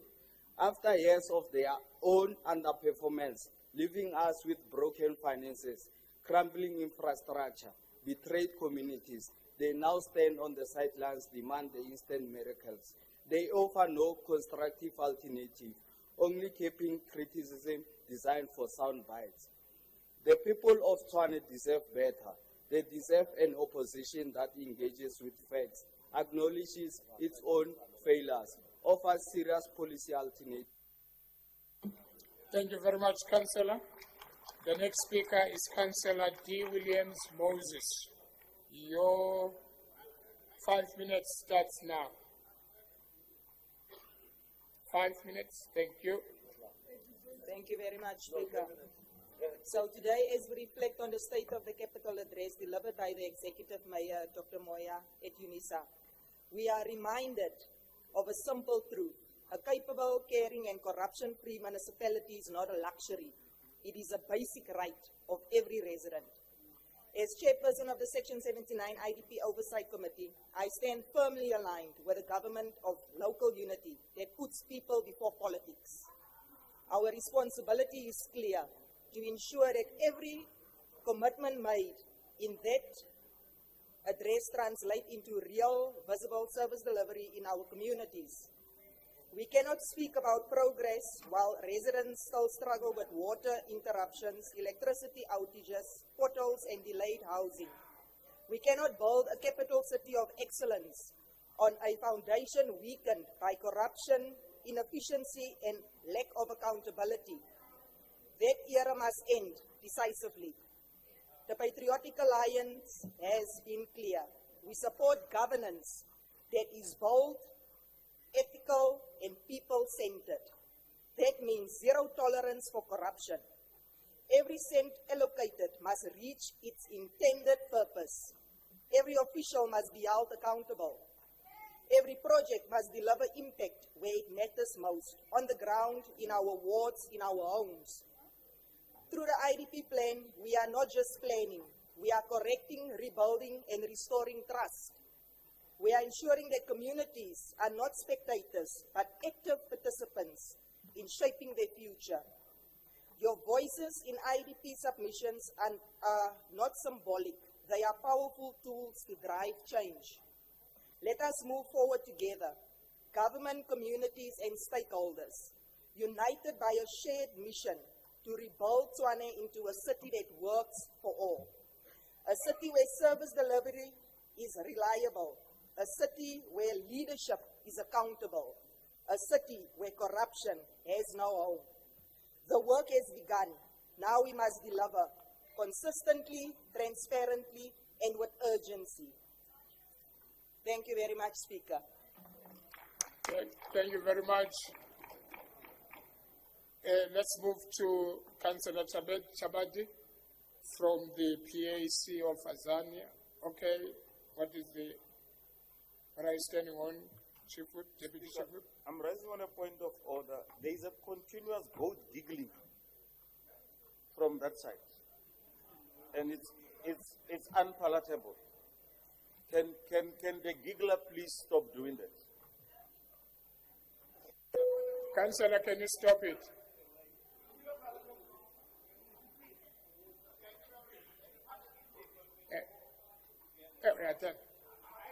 Councillors,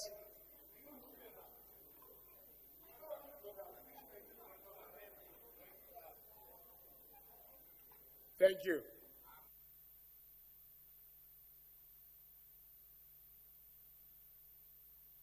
Your 5 minutes. Yeah, ke a o leboga, Speaker.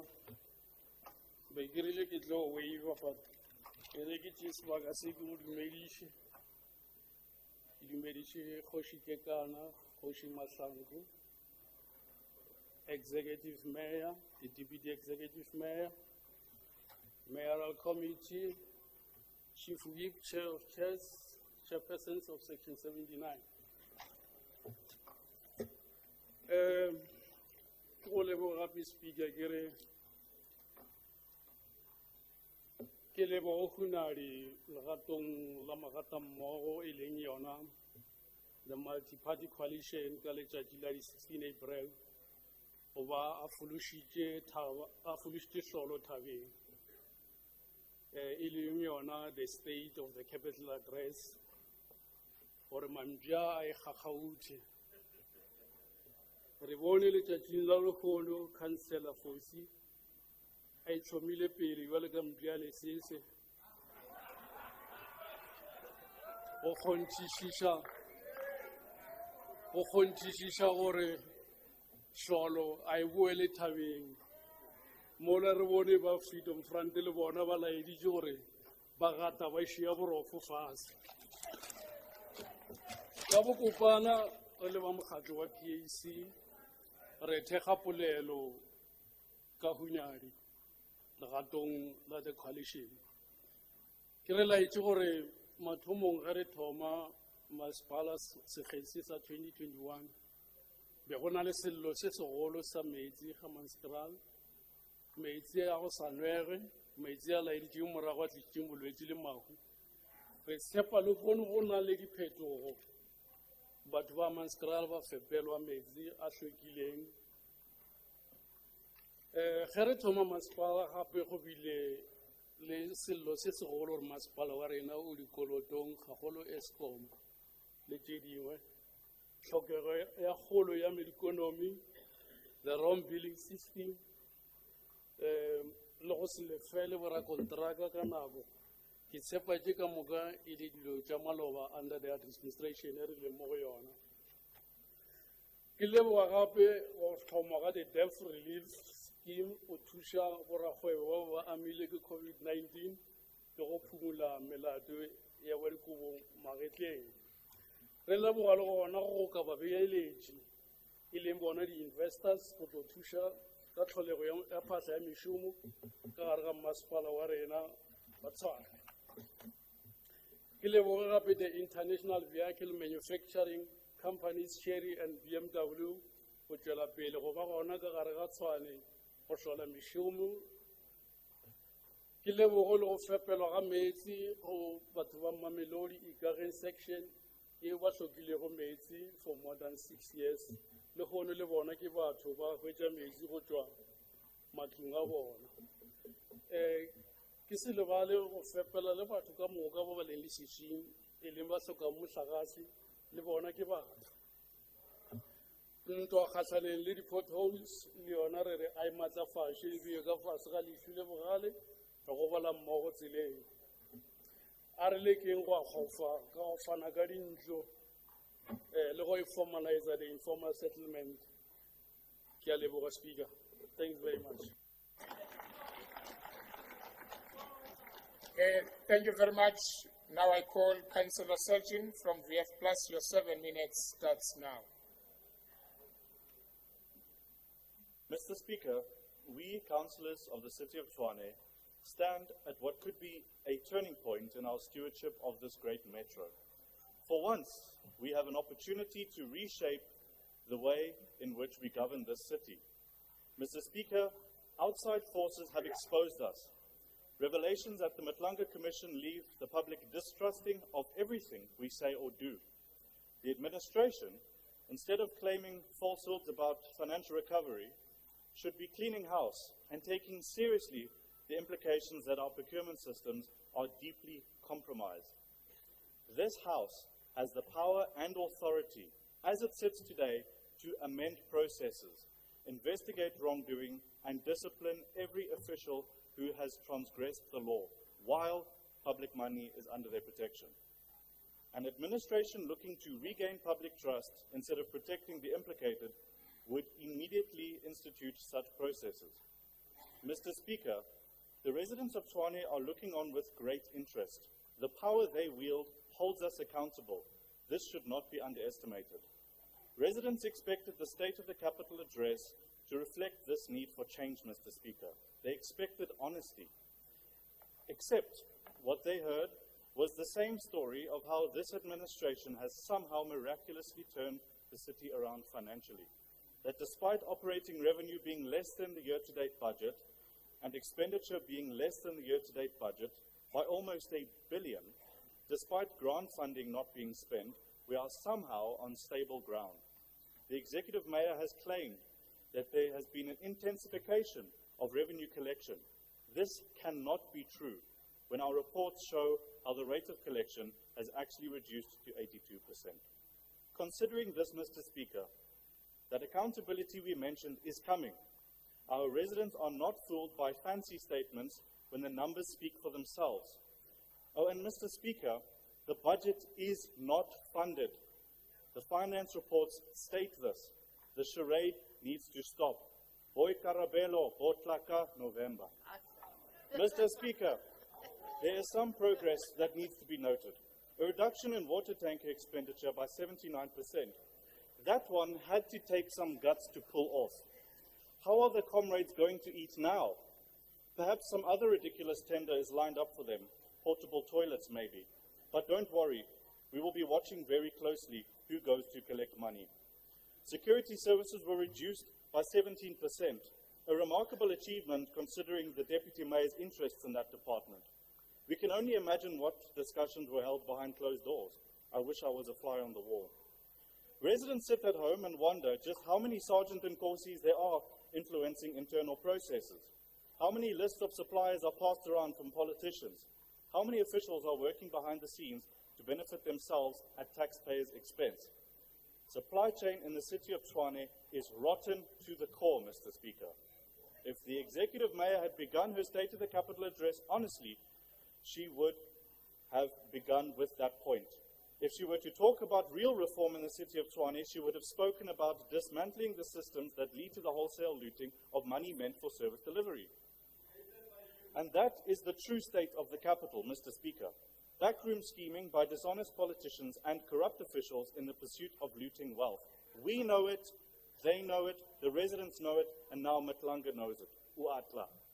Mr. Speaker, with grant funding in serious jeopardy due to the municipality's non-compliance, the executive mayor should be taking drastic steps to safeguard operating expenditure where it is needed the most. The grants we receive as a local government are our lifeline, the tool that allows us to expand services to those who need them most. We read in reports to council how negligence has almost cost us this funding, how Treasury wasn't even dignified with a reply to their correspondence in that regard.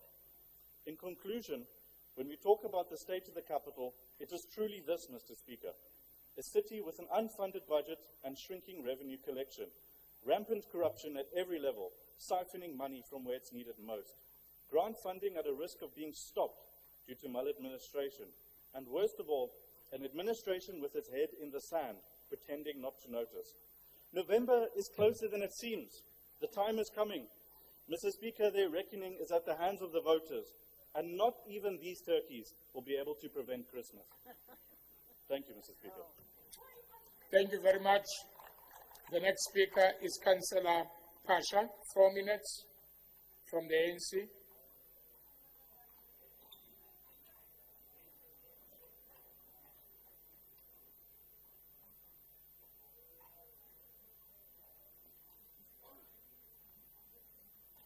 I'm waving. Thank you. Thank you. The next speaker is Councillor Zwane from the IFP. Yes, Deputy Chief Whip, raised anyone? Actually, the time for Councillor Pasha is given to Councillor Marulek. For Councillor Pasha is going to Councillor Maluleka. Yes.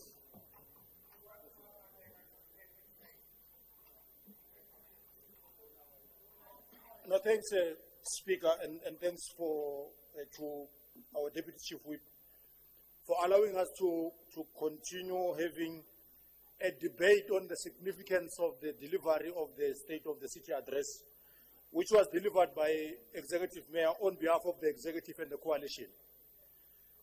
Executive Speaker, let's reflect a little bit on where Tshwane was and the intervention that the 18 months brought, so that we enlighten the citizens about the real Tshwane and what we are trying to do. Therefore, in the last 18 months, there was a place called Sekampaneng in Hammanskraal and Machaning in Hammanskraal. Both areas are in Hammanskraal, and they've not moved, by the way. They are still in Hammanskraal. And the DA have never landed. Its executive, not one executive member, went to these communities. I want to remind you, Speaker, that in the last 18 months, there was a cemetery project in Ward 49, which was abandoned by the DA, which was not handed to the community, which was vandalized. A cemetery that is worth 60 million. People of Hammanskraal, Temba areas, they don't have a decent cemetery. Because of that government that didn't care, abandoned them and left them to have a choice of where they're burying their loved ones. In the last 18 months, the Vapatrand had power outages 9 times. Vapatrand here in Pretoria East, 9 times power outage. He came in for C. He was just moving around Vapatrand. It was a money-making scheme that MMC Bushielo has stopped, and now Vapatrand is functioning. Therefore, we want to tell you that Mona Voni, where Councillor Fosi comes from, in Region 4, for the last 8 years, it has been under construction. And he can't say anything. He was MMC of Utilities. This, he doesn't know, he won't remember.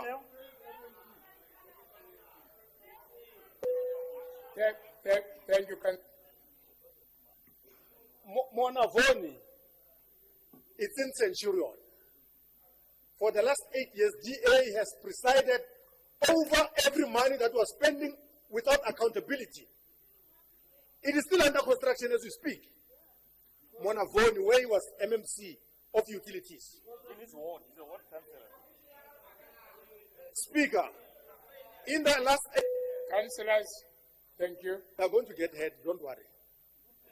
In the last 8 years, and these things you can't undo them in 18 months, by the way. In the last 8 years, we hired 88 people.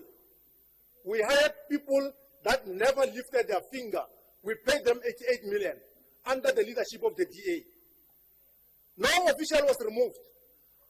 Former Councillor Moheta, MMC, disappeared when he was supposed to be taken through disciplinary process in the last 8 years.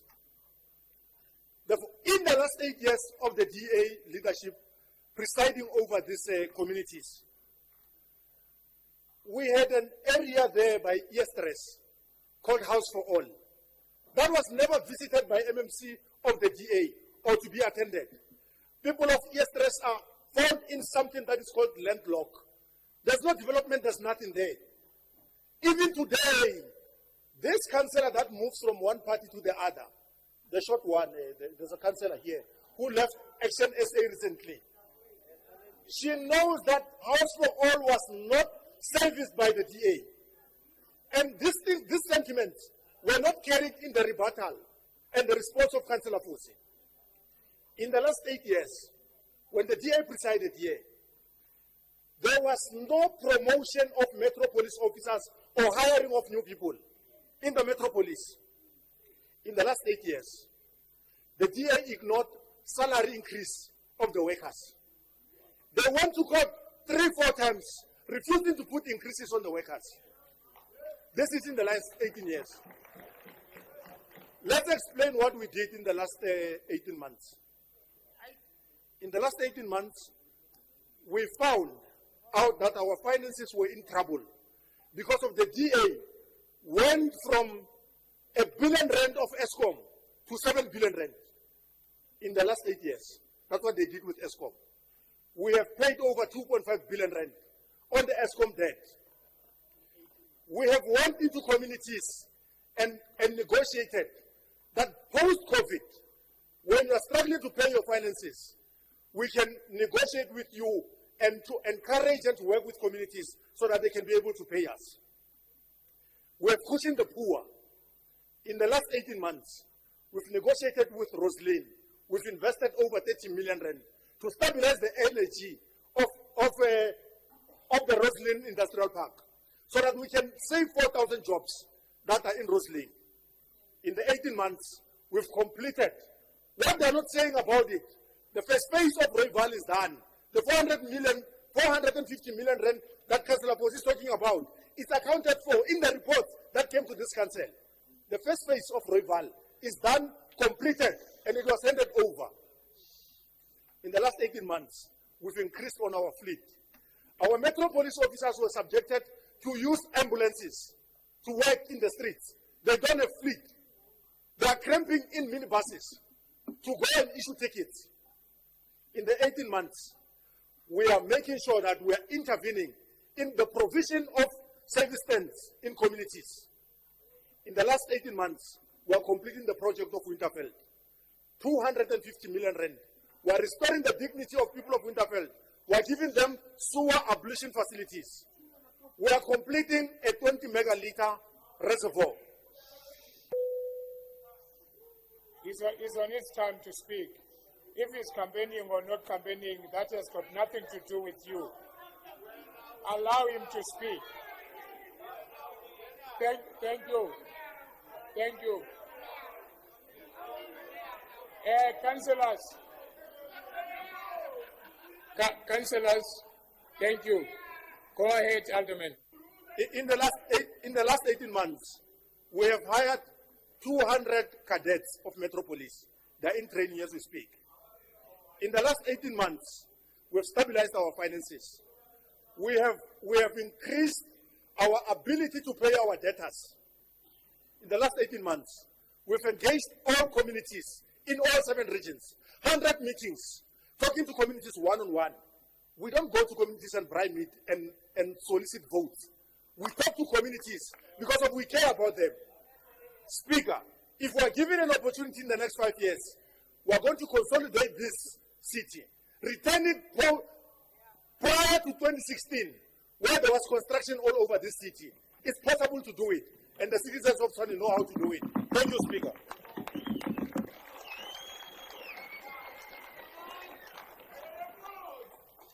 Thank you very much, Councillor Zwane. Your 5 minutes. Thank you very much, Councillor Fosi and councillors. Thank you. Speaker, thank you very much. Chairperson Sibutana. Chairperson Sibutana, thank you. Can we allow Councillor Zwane to speak? Councillor Fosi, thank you. Councillor Zwane, go ahead.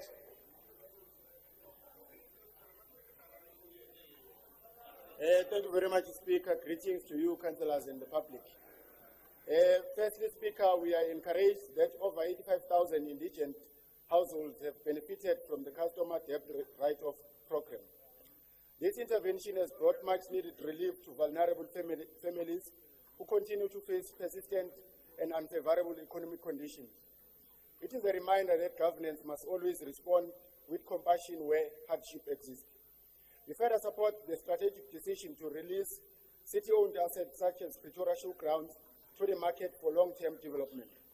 This is a practical and forward-looking approach that will prevent the decay of valuable facilities, stimulate economic activity, create jobs, and ultimately contribute to the city's revenue base through sustainable leasing arrangements.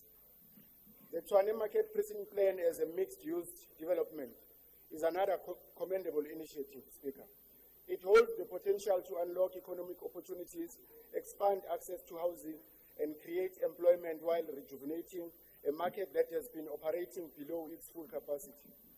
Equally, Speaker, equally important is the Ithuba Youth Economic Development Program.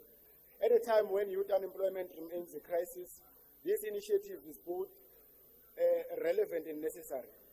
By addressing barriers to market access and reducing gatekeeping, it opens doors for young entrepreneurs to participate meaningfully in the economy.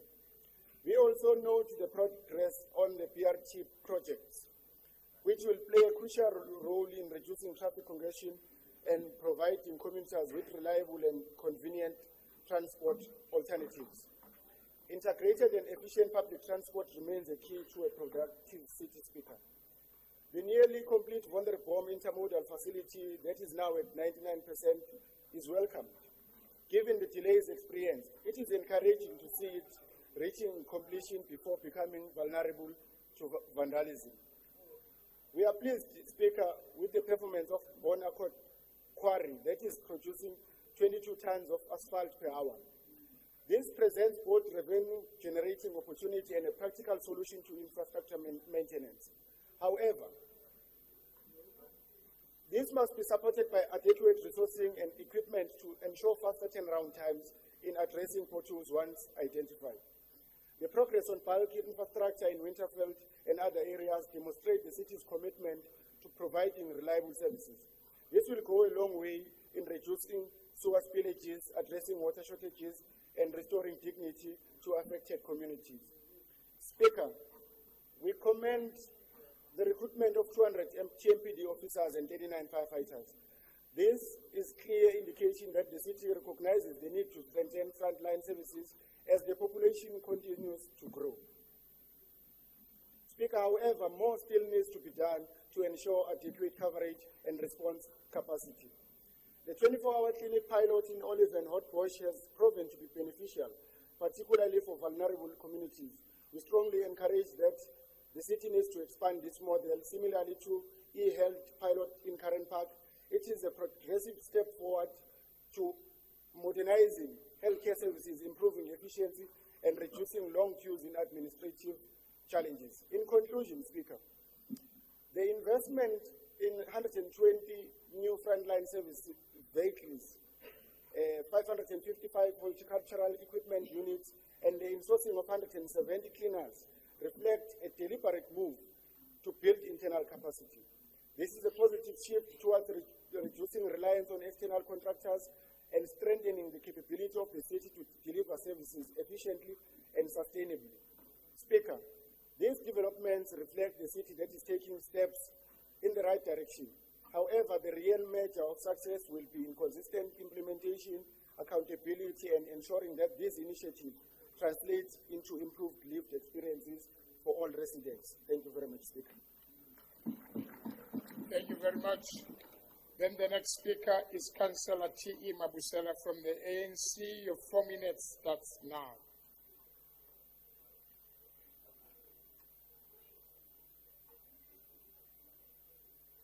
Are you waving? Thank you. The next speaker is Councillor Hosiamang, Action SA. Your 3 minutes starts now. Speaker, today we stand at an important moment in the journey of our capital city. A moment not only that reflects the progress we made, but recognizes the leadership that has chosen courage over comfort, actions over excuses, and services and service over politics.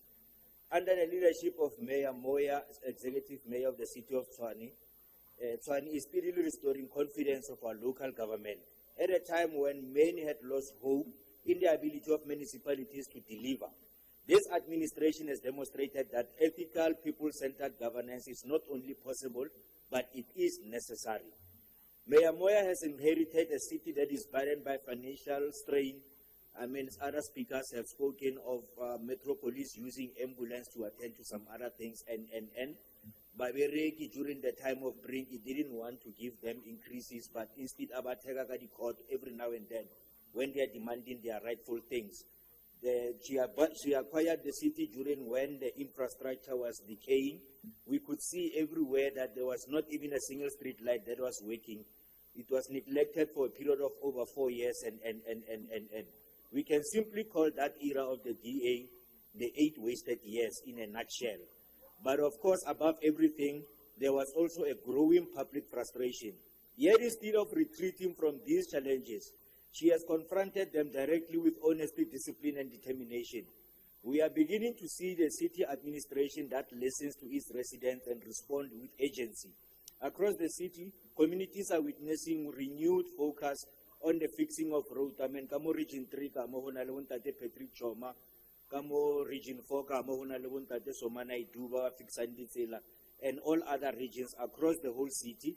We are also beginning to see a restoring public infrastructure and improved electricity reliability and strengthening of water provision. These are not just technical achievements, they are acts of restoring dignity to our people. Economic inclusion remains one of the defining priorities for this administration. This is why government is supporting also the township economies, empowering small businesses, and reducing unnecessary bureaucracy.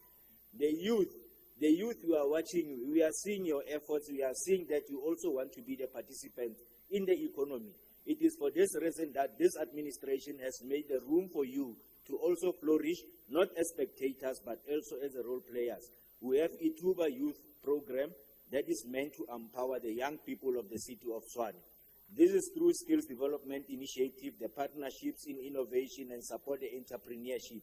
To the workers, you are now under the right leadership. Smile. Business owners, community leaders, and every resident who continues to believe in the city despite this challenge. Thank you very much. Now I'll call Councillor Marishane from the ANC. Your 4 minutes starts now. Speaker, let me start first by congratulating the executive through Hunadi. Kapolelo e botse ya motse moshate wa Afrika Borwa.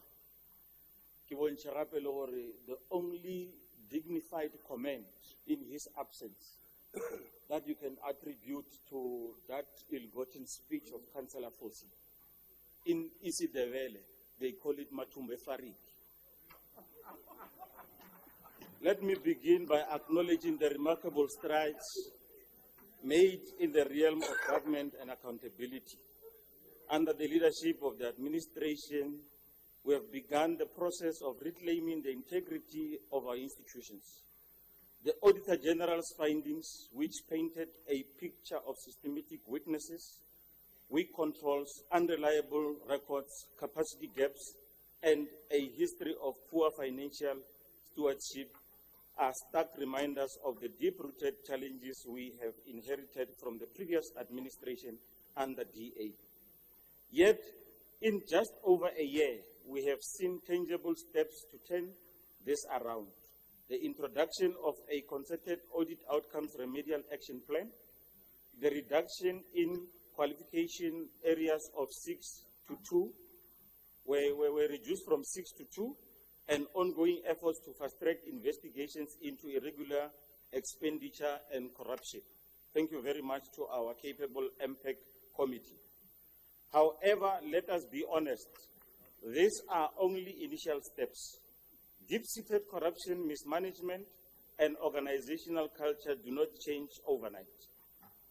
They require ongoing discipline, effort, vigilant oversight, and a cultural shift that emphasizes transparency, consequence, and collective responsibility. It is encouraging to see increased reporting through hotlines, investigations, and disciplinary actions being taken. But we must ask, are these measures enough? Are they sustainable?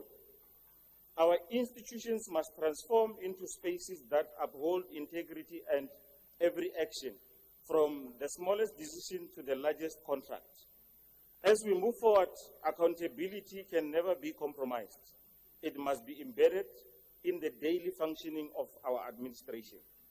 Speaker, similarly, the dedicated efforts to rebuild our internal capacity through fleet and equipment investment, filling critical vacancies, and developing skills are commendable. These are the fundamental and effective service delivery that we require. The employment of over 2,300 staff members and the induction of apprentices signal a commitment to not only restoring operational capacity, but also investing in our human capital. But capacity building must be continuous. We must nurture a culture of excellence and professionalism that permeates every level of our administration. Speaker, a truly effective governance system is one that fosters meaningful engagement with residents. The executive, through the executive mayor, emphasizes on expanding access via call centers, digital platforms, and community engagement initiatives are vital. The resumption of work-in centers, mayoral outreach in Bizo, and bylaw awareness programs reflects an understanding that the city that listens, responds, and involves its people is a city that thrives. Yet we must ask. Thank you very much, Councillor. That was the time. Honorable Councillors, I'll now request the Executive Mayor to respond to the debate. Executive Mayor? You don't put time on here, please.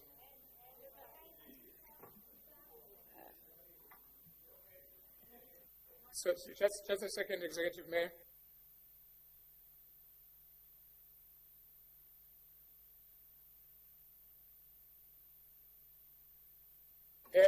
I didn't forget you, but you are not in the list. That is why I didn't call you. You are not in my list. You are not. That's why I didn't call you. So, to be fair, I'm not going to give you. Thank you. Executive Mayor?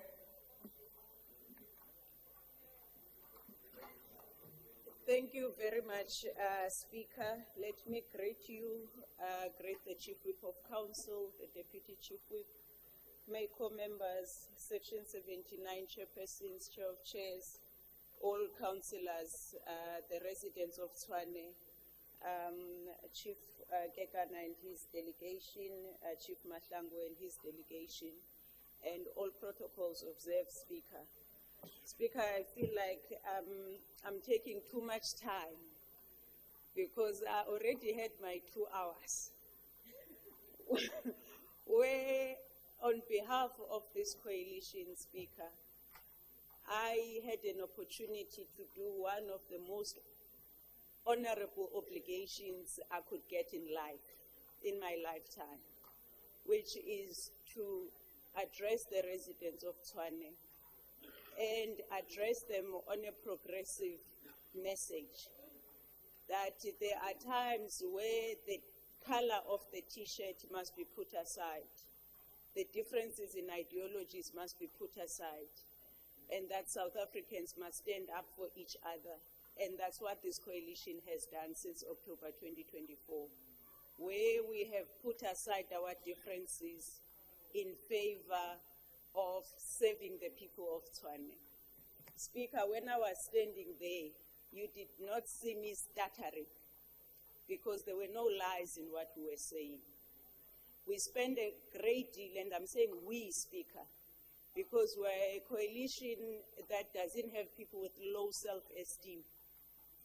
This coalition is an ANC-led coalition, is an EFF-led coalition, is an AIC-led coalition, is an Action SA-led coalition. We don't lack self-esteem here. Now, we went a great deal in preparing the message. I won't say the speech, Speaker. We prepared the message.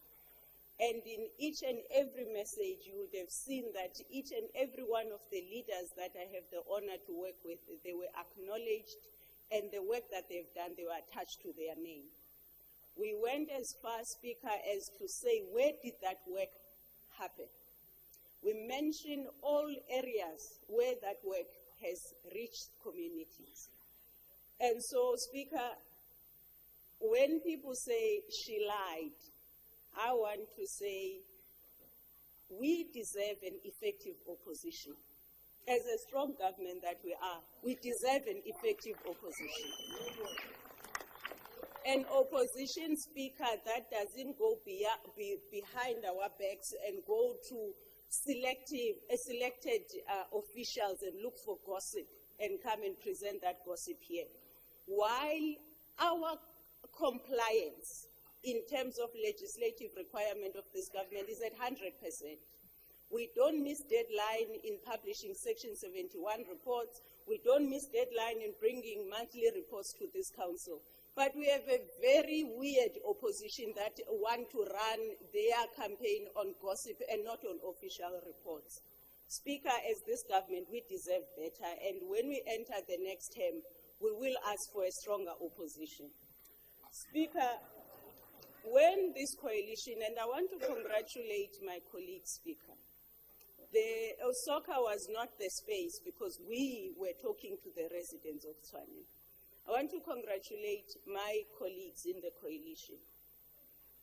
In that, Speaker, when we formed this coalition in 2024, we were called the Doomsday Coalition. Beyond calling us the Doomsday Coalition, there were wishes that we were going to collapse.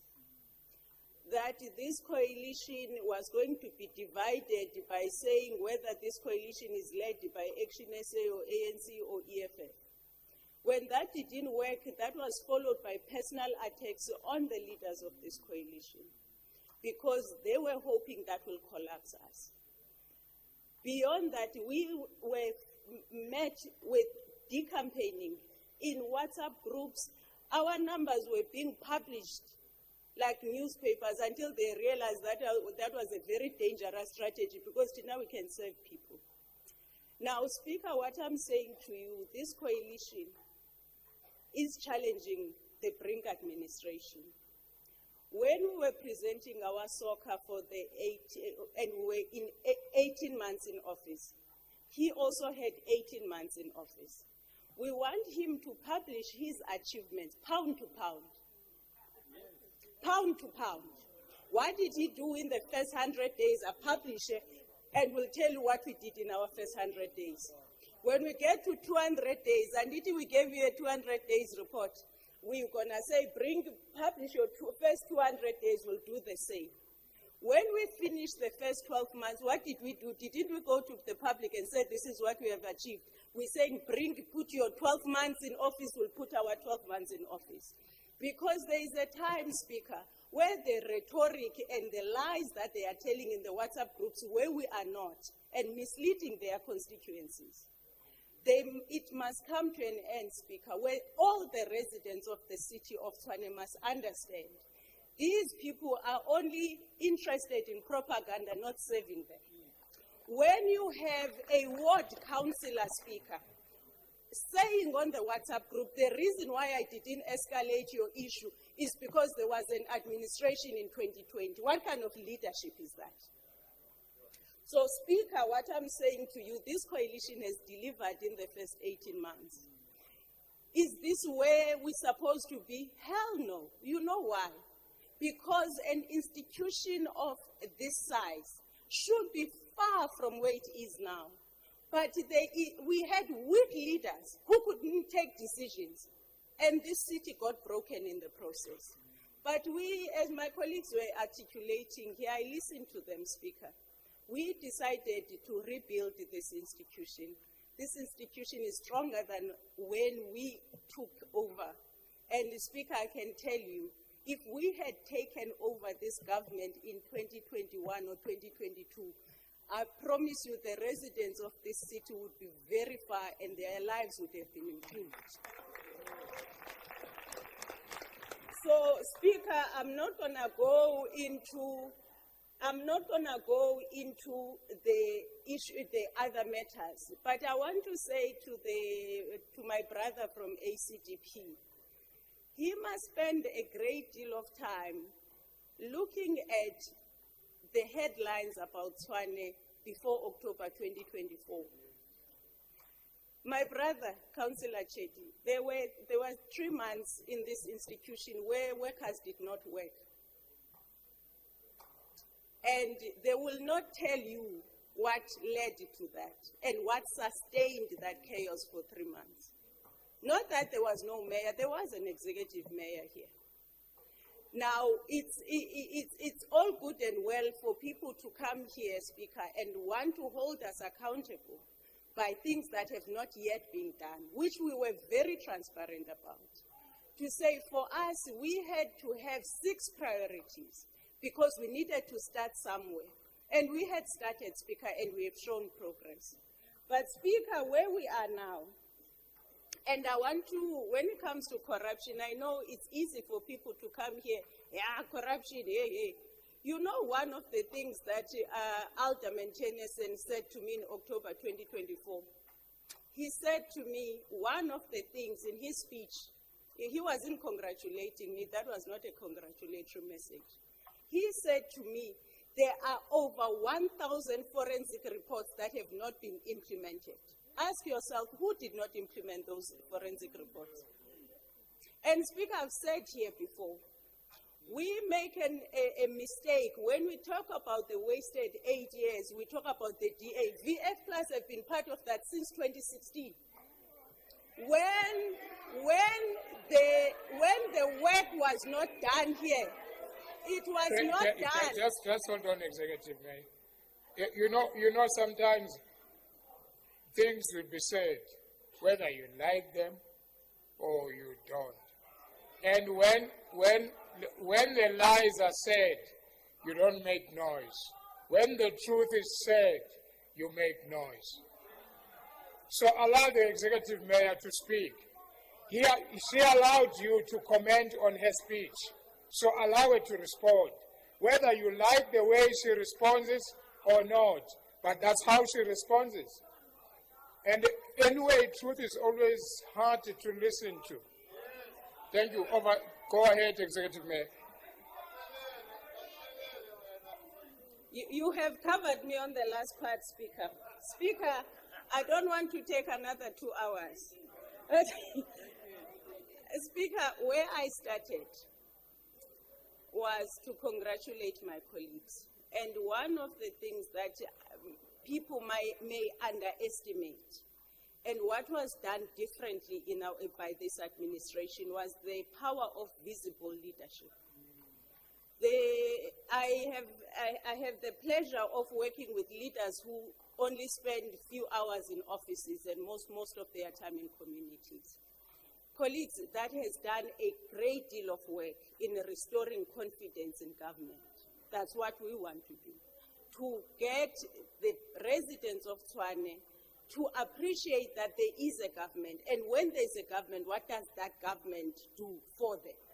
And so, colleagues, as I say, this is where I started. But also, Speaker, people must not think we panic when we have a community that is uncomfortable about something. When Hammanskraal meeting collapsed, who went to go and restore calm there? It's these members of this coalition.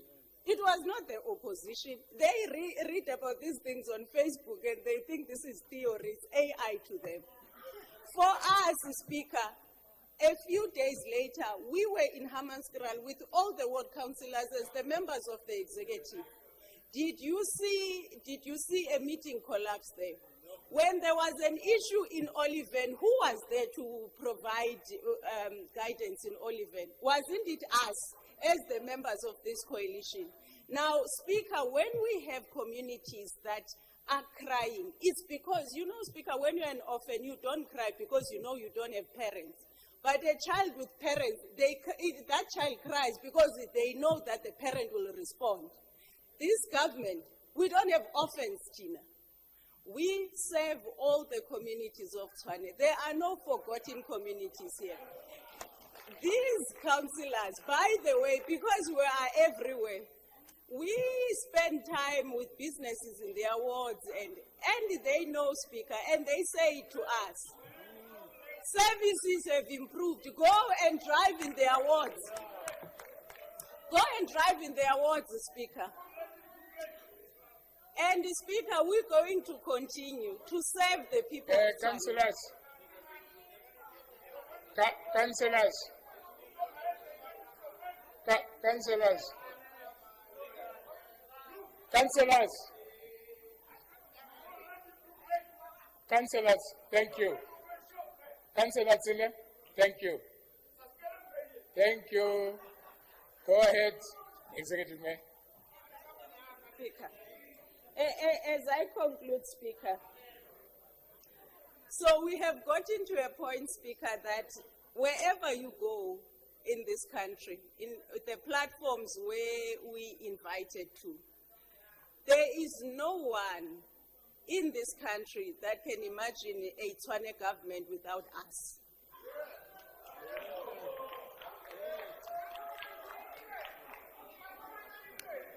Now, these ones, one of us will never understand this. He's never been part of a functional coalition, so he has no idea what I'm talking about.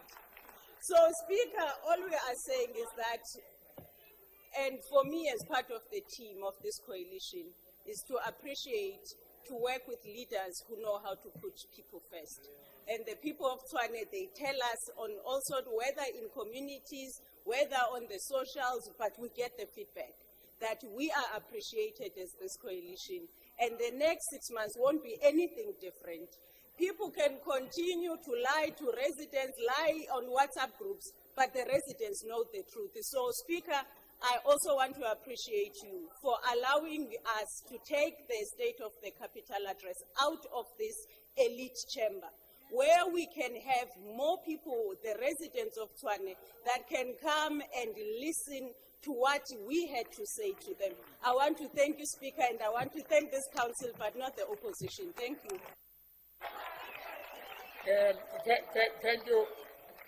Thank you very much, Executive Mayor. Just to say from the side of the Speaker, that soccer meeting, I want to say it in this council, that soccer meeting, we never spend a penny. It is for the second time when we have that meeting without any penny spent. That meeting was a free meeting.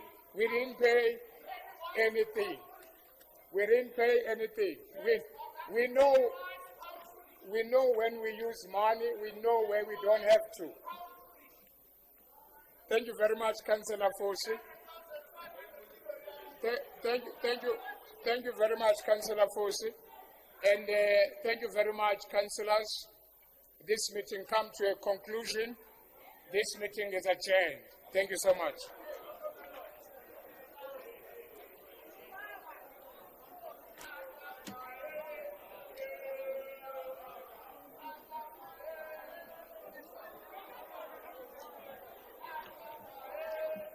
Tatanda.